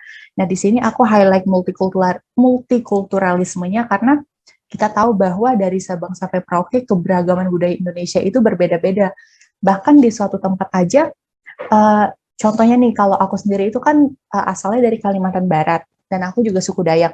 Nah, suku Dayak sendiri itu nggak cuman punya satu bahasa loh, tapi ada beratus-ratus bahasa, bahkan dari setiap daerahnya aja itu bahasanya berbeda, dan kebudayaannya pun berbeda. Bahkan baju adatnya juga bisa berbeda. Nah, di sini aku mau nge-highlight dulu nih, budaya dan pariwisata Indonesia itu bisa dikembangkan secara untuk menjadi satu. Pariwisata sendiri merupakan suatu perjalanan yang dilakukan untuk rekreasi atau liburan dan juga persiapan yang dilakukan untuk aktivitas saat ini. Nah, kan banyak banget festival-festival budaya yang ada di tempat-tempat kalian, ataupun desa wisata mungkin, tempat-tempat sejarah lainnya yang bisa menonjolkan unsur kebudayaan tersebut, entah itu melalui dari bangunan seperti rumah panjang, rumah adat Melayu, dan lain sebagainya. Itu juga udah menjadi unsur budaya dan unsur pariwisata di Indonesia sendiri. Nah, bagaimana sih, Kak, untuk mengembangkan digital culture yang ada di Indonesia? Di sini, kalau aku itu selalu menggunakan prinsip E plus R equals to O, atau effort plus response equals to outcome. Jadi kita harus memahami, mendukung, dan berinovasi. Kita harus punya effort dulu nih untuk memahami suatu sejarah dari kebudayaan tersebut. Terus kita juga harus ngedukung nih, gimana nih cara kita berinovasi agar kita bisa mempromosikan budaya kita melalui literasi digital atau menggunakan teknologi. Nah, ini contohnya. Jadi sekarang aku sendiri juga sedang menjalankan advokasi aku pribadi, yaitu Kampung Saham. Itu merupakan platform edukasi untuk desa wisata yang ada di Kalimantan Barat. Di sini tadi kan kalau balik lagi kita harus memahami, mendukung, kemudian berinovasi. Nah, memahami di sini kita harus tahu dulu nih sejarahnya bagaimana, latar belakang suatu tempatnya gimana, adat istiadat gimana. Baru setelah itu kita mengembangkan gimana sih cara setelah kita memahami, mengembangkannya gimana, mengemasnya gimana biar terlihat catchy gitu loh, eye catchy gitu. Kemudian baru deh kita berinovasi. Nah, sekarang kan platform Instagram itu udah banyak banget digunain sama anak-anak muda, mau anak muda sampai orang tua pun pasti menggunakan Instagram. Nah, di sini target aku itu Instagram user untuk umur-umur anak-anak muda yang suka mengeksplor budaya. Nah, di sini makanya aku menggunakan Instagram untuk mempromosikan budaya. Selain Instagram, ada beberapa platform juga seperti TikTok, YouTube, dan juga sekarang Wonderful Indonesia, Kemenparekraf, Kementerian Pariwisata pun udah mengeluarkan GENPI, yaitu Generasi Pesona Indonesia. Nah, buat teman-teman yang pengen mempromosikan budaya melalui literasi digital, kalian bisa nih gabung sama GENPI yang ada di daerah kalian masing-masing, dan itu terbuka untuk umum bagi kalian yang memang cinta banget sama budaya dan pariwisata yang ada di daerah kalian. Nah, di sini juga nih penggunaan teknologi dan media sosial itu sangat-sangat berpengaruh untuk pariwisata dan budaya di Indonesia. Contohnya, kalau kalian ketik keyword Wonderful Indonesia, itu banyak banget video tentang budaya Indonesia. Jadi, memang teknologi itu nggak ada batasannya. Kalian bebas berekspresi atau membuat suatu konten tentang budaya, dan tempat wisata pun bisa menjadi suatu konten yang menarik jika dikemas dengan menarik. Nah, di sini contohnya aku mau kasih contoh dari aku pribadi. Sekarang kan aku sedang menjalankan edukasi, suatu platform edukasi, yaitu Kampung Saham untuk pariwisata nih, informasi pariwisata yang ada di Desa Saham, Kalimantan.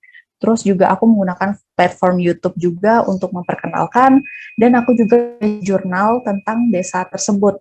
Nah, sebenarnya balik lagi ke diri kita sendiri nih, kalau memang kalian pengen dan niat, pasti ada cara apapun kok untuk kalian mengembangkan suatu budaya melalui literasi digital dan juga teknologi.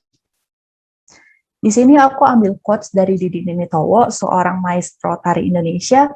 Dia mengatakan bahwa kecintaan saya terhadap seni dan budaya Indonesia menjadikan saya memiliki hasrat untuk terus mengembangkan dan melestarikan kekayaan Indonesia melalui dunia tari. Untuk itu, saya terus mengembangkan tari-tarian melalui kemasan yang menarik dan menghibur dengan unsur komedi, agar penonton tidak bosan dengan pertunjukan tari yang terkesan serius dan kaku. Pasti teman-teman juga bakal tanya nih, tapi kan sekarang udah banyak nih Kak budaya-budaya asing yang masuk ke Indonesia. Nah, sebenarnya namanya itu kan akulturasi budaya, pencampuran dari budaya asing dan juga budaya yang sudah ada di Indonesia. Ya kita kolaborasikan saja, kita berinovasi bagaimana sih caranya biar tetap tidak jadul di mata anak-anak muda zaman sekarang. Terus juga Didi Ninitowo pernah bilang, kita itu adalah seorang yang menciptakan unsur budaya tersebut.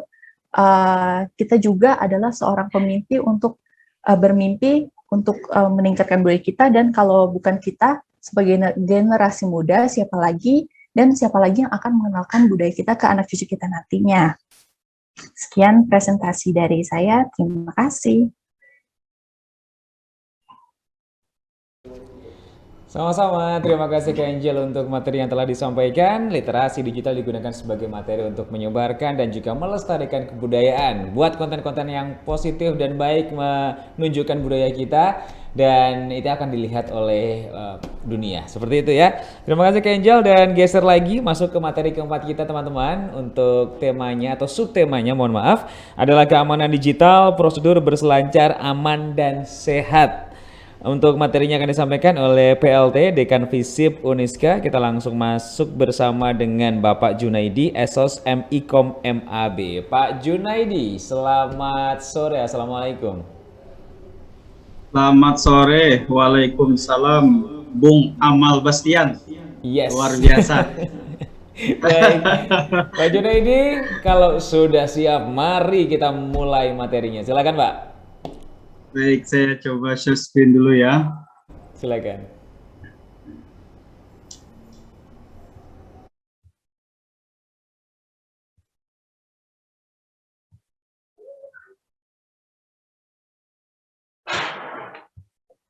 Baik, Assalamualaikum warahmatullahi wabarakatuh. Selamat sore dan salam sejahtera untuk kita semua.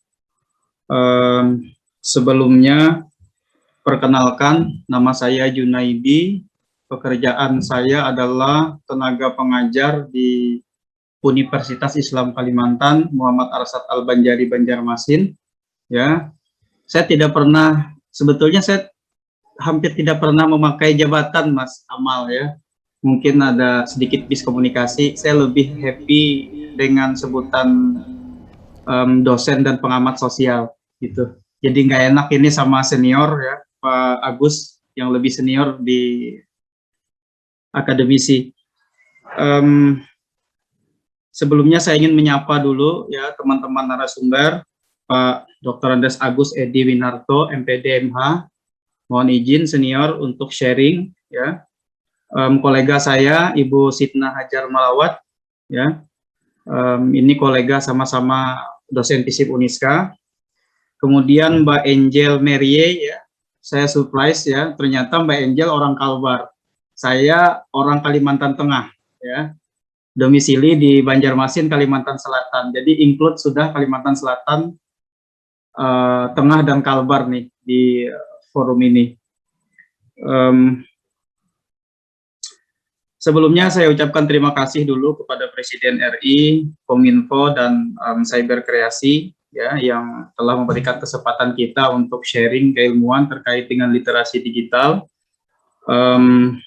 Saya juga ingin menyapa masyarakat yang ada di Kabupaten Tanah Laut, dan yang terakhir saya ingin menyapa ini ya adik-adik mahasiswa Universitas Islam Kalimantan ya. Saya lihat ada banyak ini yang anak-anak semester 3. Assalamualaikum, lawas kada badapatan gitu ya. Insya Allah semester depan ketemu lagi dengan Bapak. Tema yang akan saya bawakan hari ini adalah terkait dengan internet sehat, aman dan lancar, gitu ya.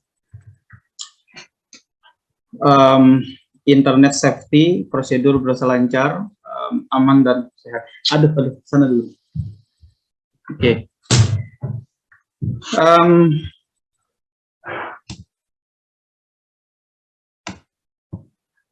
Sebelum kita lebih jauh berbicara tentang internet safety itu ya, alangkah lebih baik dulu kita sama-sama ketahui yaitu tentang definisi dari internet sehat. Internet sehat itu adalah aktivitas manusia yang sedang melakukan kegiatan online, baik browsing, chatting, sosial media, upload dan download secara tertib, baik dan beretika sesuai dengan norma-norma dan aturan yang berlaku di masyarakat.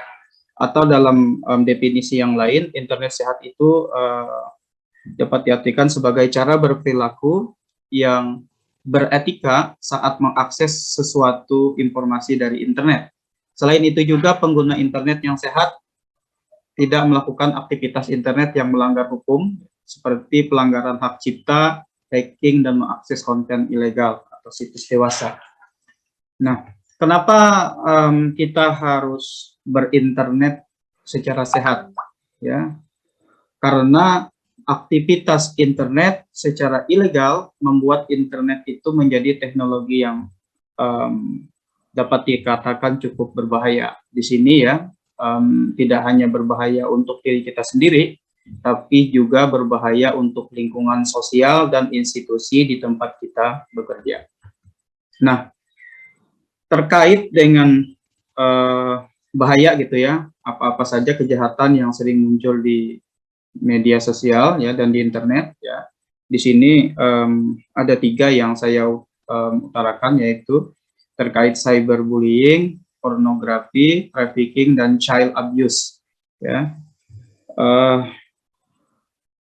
Cyberbullying ini berkaitan dengan perundungan di dunia maya ya, atau perundungan dengan teknologi digital atau perundungan dengan menggunakan perangkat internet ya, atau perangkat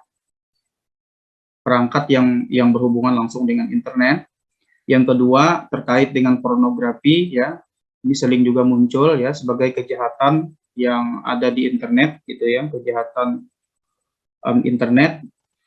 Pornografi ini ya, kalau dari sisi pengertian gitu ya, berdasarkan Undang-Undang Nomor 44 Tahun 2008 tentang pornografi, pornografi ini dapat diartikan sebagai gambar, sketsa, ilustrasi, foto, tulisan, suara, bunyi, gambar bergerak, animasi, kartun, percakapan, gerak tubuh, atau pesan lainnya melalui berbagai bentuk media komunikasi, ya, dan atau pertunjukan di muka umum yang membuat kecabulan atau eksploitasi seksual yang melanggar norma susila dalam masyarakat. Ya, ini berkaitan juga dengan internet sehat ya, yang ada dalam pengantar tadi.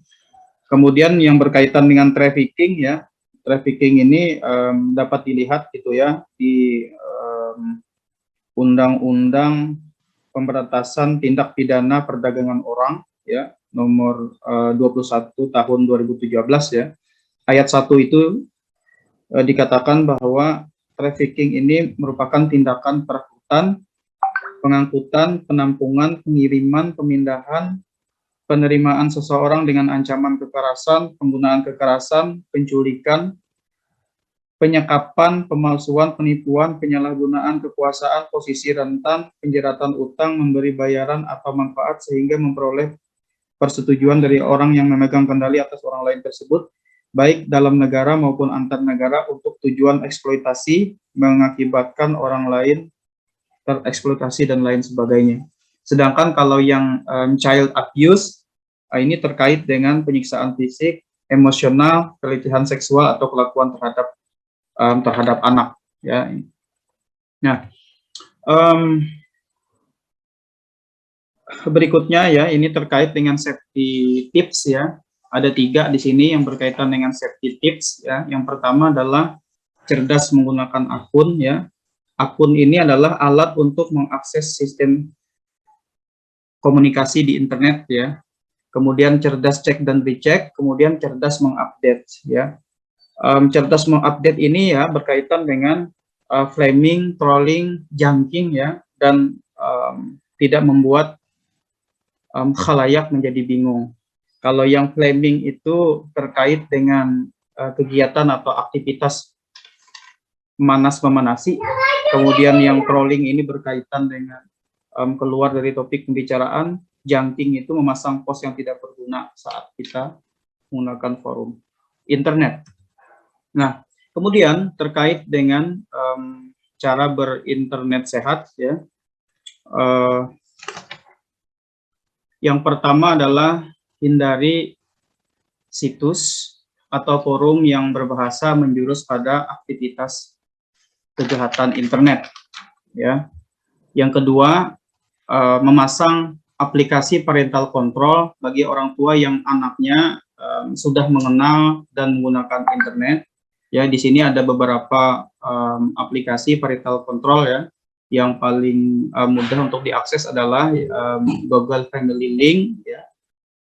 Kemudian terkait dengan parental control yang kedua adalah Kids Place parental control, Custodio parental control, Kaspersky Safe Kids, Secure Teen parental control, EasyT parental control, Guardian parental control. Yang mana semua aplikasi ini ya berguna untuk membantu orang tua ya dalam memantau kegiatan anak dalam berinternet ya. Berikutnya cara berinternet sehat adalah memberikan sosialisasi kepada anak sejak dini ya soal hal baik dan hal buruk saat menggunakan internet. Kemudian gunakan DNS ya yang memblok situs berbahaya ya seperti situs judi, situs dewasa dan yang lainnya ya. Di sini kita mengambil contoh seperti aplikasi DNS Nawala ya. DNS itu adalah semacam sistem penamaan domain ya, domain name server ya, sehingga ketika si anak membuka situs langsung terblokir secara otomatis ya, tergantung dengan apa yang kita atur. Dan yang terakhir adalah tips untuk kita yaitu ya, cara yang paling mudah sebelum kita berinternet ria adalah dengan mempertebal iman dan agama ya gitu. Berikutnya cara bermedsos sehat. Yang pertama adalah tidak membagikan informasi pribadi ya. Informasi pribadi itu terkait dengan tempat tanggal lahir ya, paspor dan lain sebagainya. Pilih teman, hindari akun-akun negatif, kemudian periksa kembali ya, ini terkait dengan update tadi ya, menggunakan untuk pengembangan diri dan jadikan sarana sebagai sarana personal branding ya, baik yang sifatnya branding diri ya, seperti public figure dan lain sebagainya, maupun branding produk gitu ya. Gitu. Nah, yang terakhir ya, ini terkait dengan berinternet sehat, yaitu informasi tentang digital citizenship. Jadi Digital Citizenship Indonesia ini merupakan inisiatif bersama untuk meningkatkan literasi terkait dengan keamanan cyber dan etika di ruang cyber. Nah, Digital Citizenship Indonesia ya, ini menunjuk pada kualitas perilaku individu dalam berinteraksi di dunia maya, ya, khususnya dalam jejaring sosial, dengan menunjukkan perilaku yang bertanggung jawab sesuai dengan norma dan etika yang berlaku. Kemudian Digital Citizenship Indonesia juga berhubungan dengan kemampuan mengelola dan memonitor perilaku dalam menggunakan teknologi yang di dalamnya terkandung keamanan, etika, norma, dan budaya. Berikutnya terkait dengan Digital Citizenship Indonesia adalah bagaimana seharusnya kita memanfaatkan teknologi informasi secara aman, tidak menimbulkan kerugian dan membahayakan keselamatan diri sendiri maupun keselamatan orang lain. Kemudian terkait dengan bagaimana seharusnya kita berkomunikasi di jejaring sosial dengan tetap menjaga etika, mengacu pada norma-norma yang berlaku di lingkungan internal, nasional maupun universal. Kemudian bagaimana seharusnya kita berinteraksi informasi di dunia maya, terutama dalam mengunggah atau mengunduh konten dan bertransaksi melalui online shop. Kalau dalam pilar etika digital gitu ya, ada standar etika ya dalam dunia internet ya, yang sering disebut dengan netiquette. Jadi ada standar etika ya, gitu. Standar-standar etika itu terkait misalnya jangan biasakan menggunakan informasi secara sembarangan, jangan berusaha untuk mengambil keuntungan secara ilegal dari internet, kemudian jangan berusaha mengganggu privasi orang lain, jangan menggunakan huruf kapital terlalu banyak, ya, karena huruf kapital itu biasanya menyerupai dengan kegiatan berteriak gitu ya, atau berbicara secara nyaring gitu ya, kalau dalam percakapan umum biasa ya. Kemudian jangan flaming, trolling, dan junking ya saat berforum. Saya kira mungkin itu Mas Amal ya, terkait dengan materi prosedur aman dan sehat dalam berselancar. Baik, Bapak Junaidi, kita lanjutkan juga untuk materinya ke segmen Q&A. Kita bahas bersama-sama pertanyaan yang masuk di kolom chat. Terima kasih Pak Junaidi. Saya lanjut teman-teman, kita cepatkan saja untuk perjumpaan kita di webinar kali ini. Ada beberapa yang sudah masuk pertanyaannya di kolom chat dan kami memilihnya. Dan untuk pertanyaan pertama ini akan ditujukan kepada Bapak Agus, ini dari Ratna Daniswara. Pertanyaannya adalah, zaman sekarang banyak sekali kejadian-kejadian yang ditangkap oleh netizen, baik itu musibah, kejadian kriminal, atau kejadian lucu, lalu diupload oleh yang bersangkutan tanpa izin yang nge-shoot. Apakah yang seperti ini bisa dikatakan bisa dikenai Undang-Undang ITE bila yang di-shoot tidak berkenan untuk ditampilkan wajahnya di video? Karena sekedar video lucu pun kalau viral bisa berefek negatif kepada yang tertangkap kamera. Bagaimana menurut Pak Agus? Iya, terima kasih Mbak Ratna Daniswara ya. Oke, jadi benar apa yang disampaikan tadi. Memang saat ini rasanya kadang-kadang itu dianggap hal-hal yang biasa saja. Jadi mengambil gambar, video dan sebagainya, kemudian langsung kirim untuk lucu-lucuan dan sebagainya. Itu banyak kejadian seperti itu. Dan juga banyak yang nggak bermasalah begitu ya, kan begitu. Namun demikian harus hati-hati, memang benar. Jadi apabila kita mengambil gambar, dan gambar itu juga menyangkut orang ya, menyangkut orang, wajah orang dan sebagainya ya. Kemudian kita tanpa sepengetahuan, kemudian kita upload atau kita share, kemudian jadi viral ya. kemudian orang tersebut merasa dirinya dipermalukan karena ini untuk lucu-lucuan dan lain sebagainya, misalnya demikian. Jadi orang tersebut tentu merasa dirugikan. Hal ini karena menyangkut privasi seseorang. Jadi privasi seseorang itu harus dilindungi. Itu adalah hak setiap orang untuk mendapatkan ketenangan, tidak mendapatkan gangguan. Jadi ini karena merasa terganggu bisa menuntut juga. Nah, ini yang harus hati-hati. Lebih safe. Memang banyak orang yang tidak tahu. Jadi sekedar untuk lucu-lucu dan sebagainya bisa saja seperti itu. Jadi terima kasih, benar ya apa yang disampaikan Mbak. Karena benar seperti itu. Jadi lebih safe, lebih amannya memang kalau menyangkut itu ada orangnya memang harus izin. Kemudian kadang-kadang orangnya setuju di blur wajahnya, biasanya begitu juga ya. Ada yang tidak dan sebagainya. Tapi kalau seizin yang bersangkutan ya jelas aman gitu ya. Tapi kalau tidak izin ada konsekuensi ya. Berpotensi untuk kerana hukum jika orangnya merasa dirugikan dan privasinya terganggu gitu ya. Terima kasih. Ya. Terima kasih Pak Agus, kita main aman saja ya teman-teman. Kalau misalkan ada yang tertangkap kamera, coba minta izin dulu di sosial medianya atau langsung berjumpa dengan orangnya. Selain ini ada potensi karena hukum ya, kalau ada urusannya dengan royalti karena saking viralnya video itu ya, itu bisa kemana-mana nantinya. Yuk kita main aman untuk konten kita. Terima kasih Pak Agus. Dan untuk pertanyaan kedua ditujukan kepada Ibu Sitna, datang dari Fakhrul Rozi. Pertanyaannya adalah, di masa pandemi ini begitu banyak peluang profesi atau pekerjaan yang bisa kita coba untuk mendulang keuntungan. Namun saking banyaknya kita kurang sabar. Coba satu peluang nggak kunjung sukses, tertarik coba yang lain. Nah begitu seterusnya. Kira-kira Ibu Sitna ada tips nggak Bu agar kita bisa memilih satu bidang yang paling pas dan fokus di situ dan konsisten di situ. Bagaimana caranya Ibu Sitna? Silakan. Baik, terima kasih ya kepada pertanyaannya dari Pak Roji ya, pertanyaannya sekali. Jadi begini, kalau kita berbicara tentang peluang ya, nah yang namanya peluang itu sendiri kan bukan berarti 100% akan terlaksana dengan baik. Ya kalau kita bilang peluang bisa terlaksana dengan baik entah bidang apapun ya yang kita geluti, ya paling sekitar 80 paling tinggi ya 80%. Nah jadi tips ya kalau misalnya entah itu pekerjaan atau bidang apa sih yang bisa kita lakukan dan kita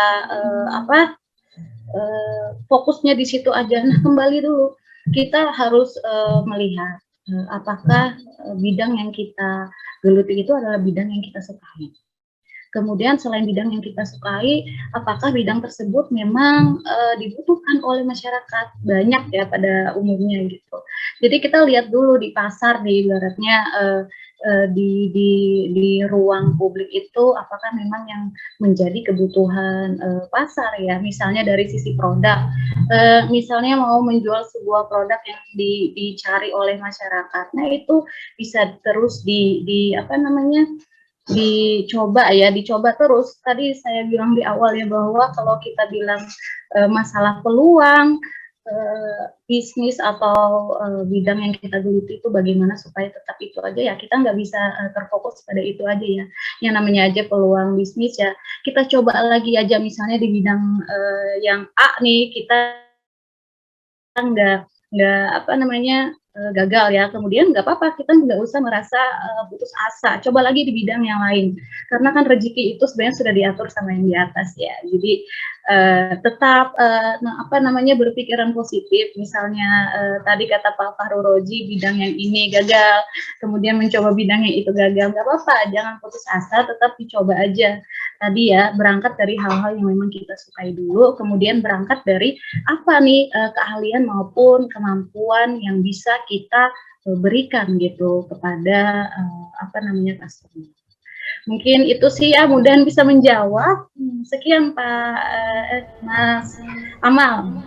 Baik, Ibu Sitna, terima kasih banyak. Jangan pantang menyerah, gagal, coba lagi, gagal, coba lagi.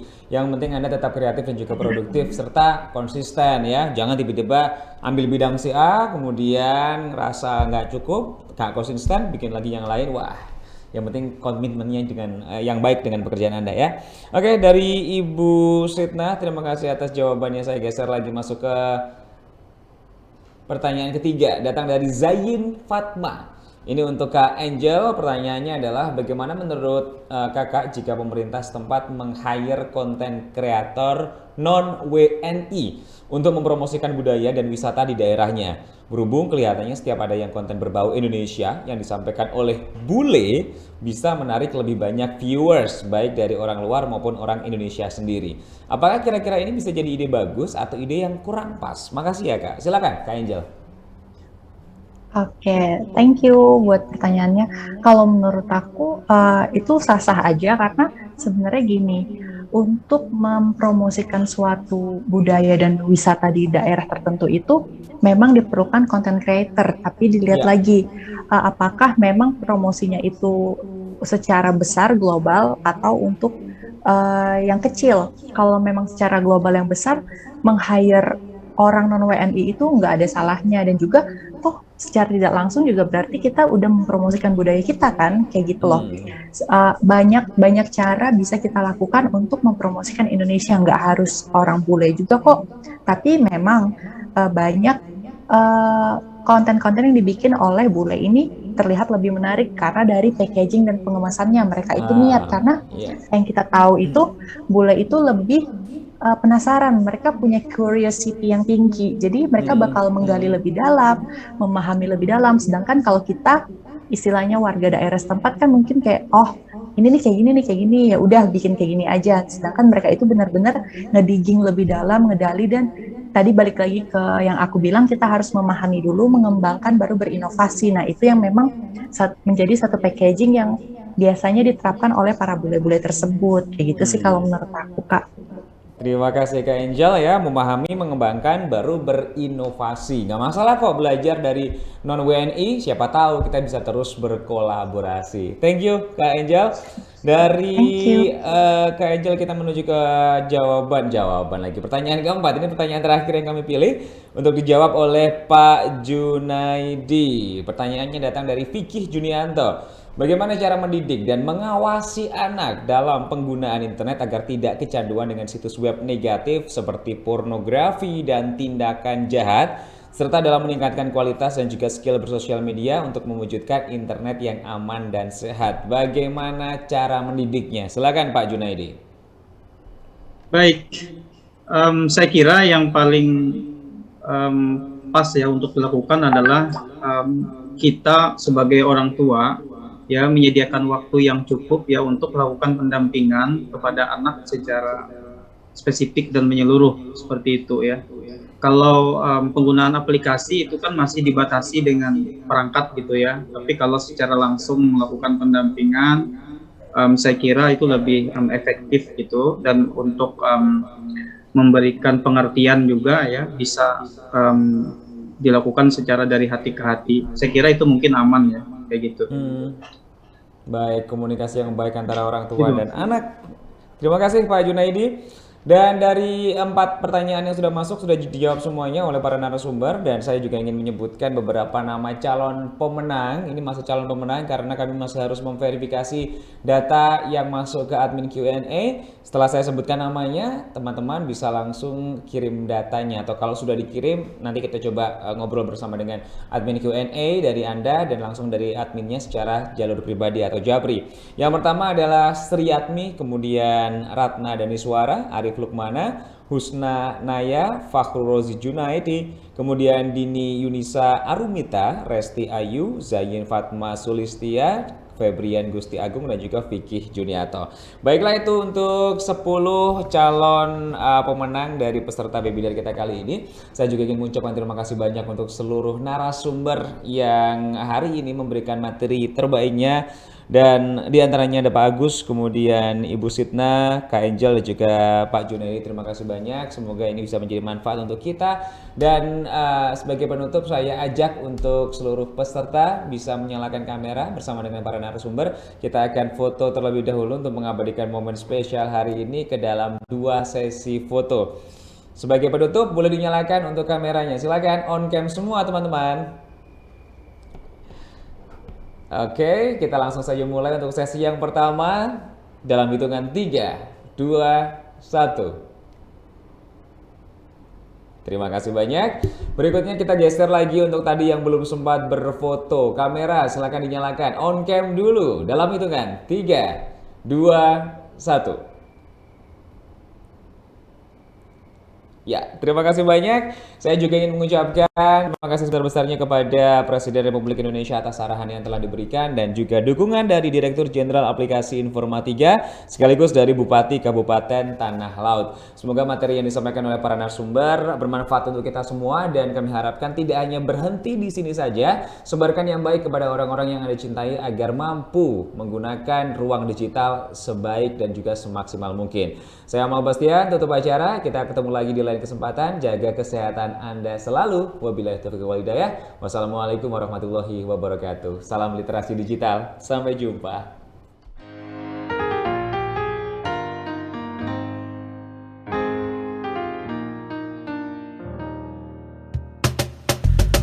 Tolong aku melolong, baca sosmed bikin aku bengong.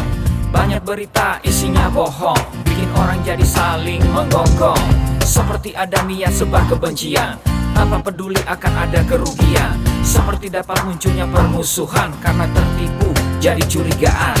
Gue pernah baca hoax di sosmed, yang jadi merugikan tukang trompet. Katanya trompet bisa bikin kanker, trompet sih cuma bisa bikin bibir doer. Sylvester Stallone dibilang mati, Brad Pitt juga dibilang mati, Mr. Bean, Jackie Chan juga dibilang mati. Seneng banget doain orang mati. Harusnya ada etikanya bermain sosial media. Tak bisa asal mengirim tanpa dipikirin, bisa fatal akibatnya. Bersihkanlah udara kita dari kebencian.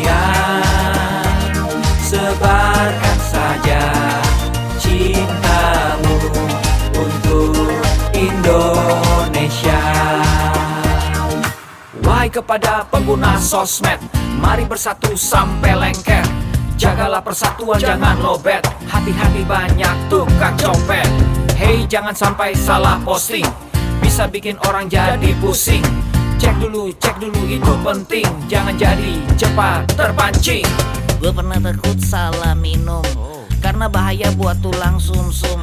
Hampir semua merek disebutkan, gara-gara itu gue kehausan. Gue tertipu isu PKI, katanya jutaan sudah dipersenjatai. Akibatnya gue keluar biaya, bikin persembunyian bawah tanah. Harusnya ada etikanya bermain sosial media. Tak bisa asal mengirim tanpa dipikirin, bisa fatal akibatnya. Bersihkanlah udara kita dari kebencian. Sebarkan saja cintamu untuk Indonesia. Bersihkanlah udara kita dari kebencian. Sebarkan saja cintamu untuk Indonesia. Bersihkanlah udara kita dari kebencian. Sebarkan saja cintamu untuk Indonesia.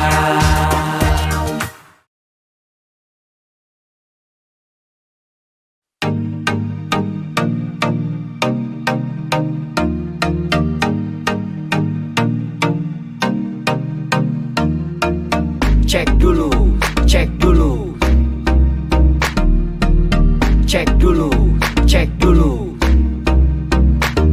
Yo, kini saatnya kita harus tambah pintar. Jangan jadi orang yang mudah sebar-sebar, karena belum tentu itu berita benar. Kalau nggak ngerti, ayo belajar.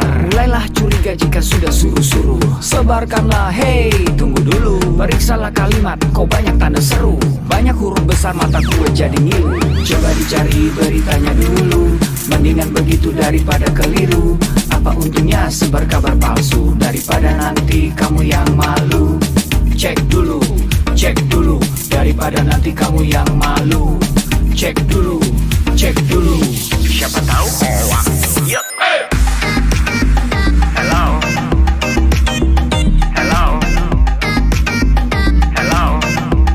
Siapa tahu hoax.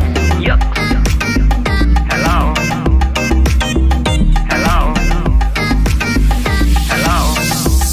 Siapa tahu hoax. Hoax itu konten yang negatif, tujuannya itu ya provokatif. Paling cocok buat orang yang sensitif. Kalau ke gue ya gak efektif, tapi semua suka yang positif. Misalnya video yang inspiratif, meme yang lucu, itu juga sih positif, kreatif dan produktif. Coba dicari beritanya dulu, mendingan begitu daripada keliru. Apa untungnya sebar kabar palsu, daripada nanti kamu yang malu. Cek dulu, daripada nanti kamu yang malu. Cek dulu, siapa tahu hoax.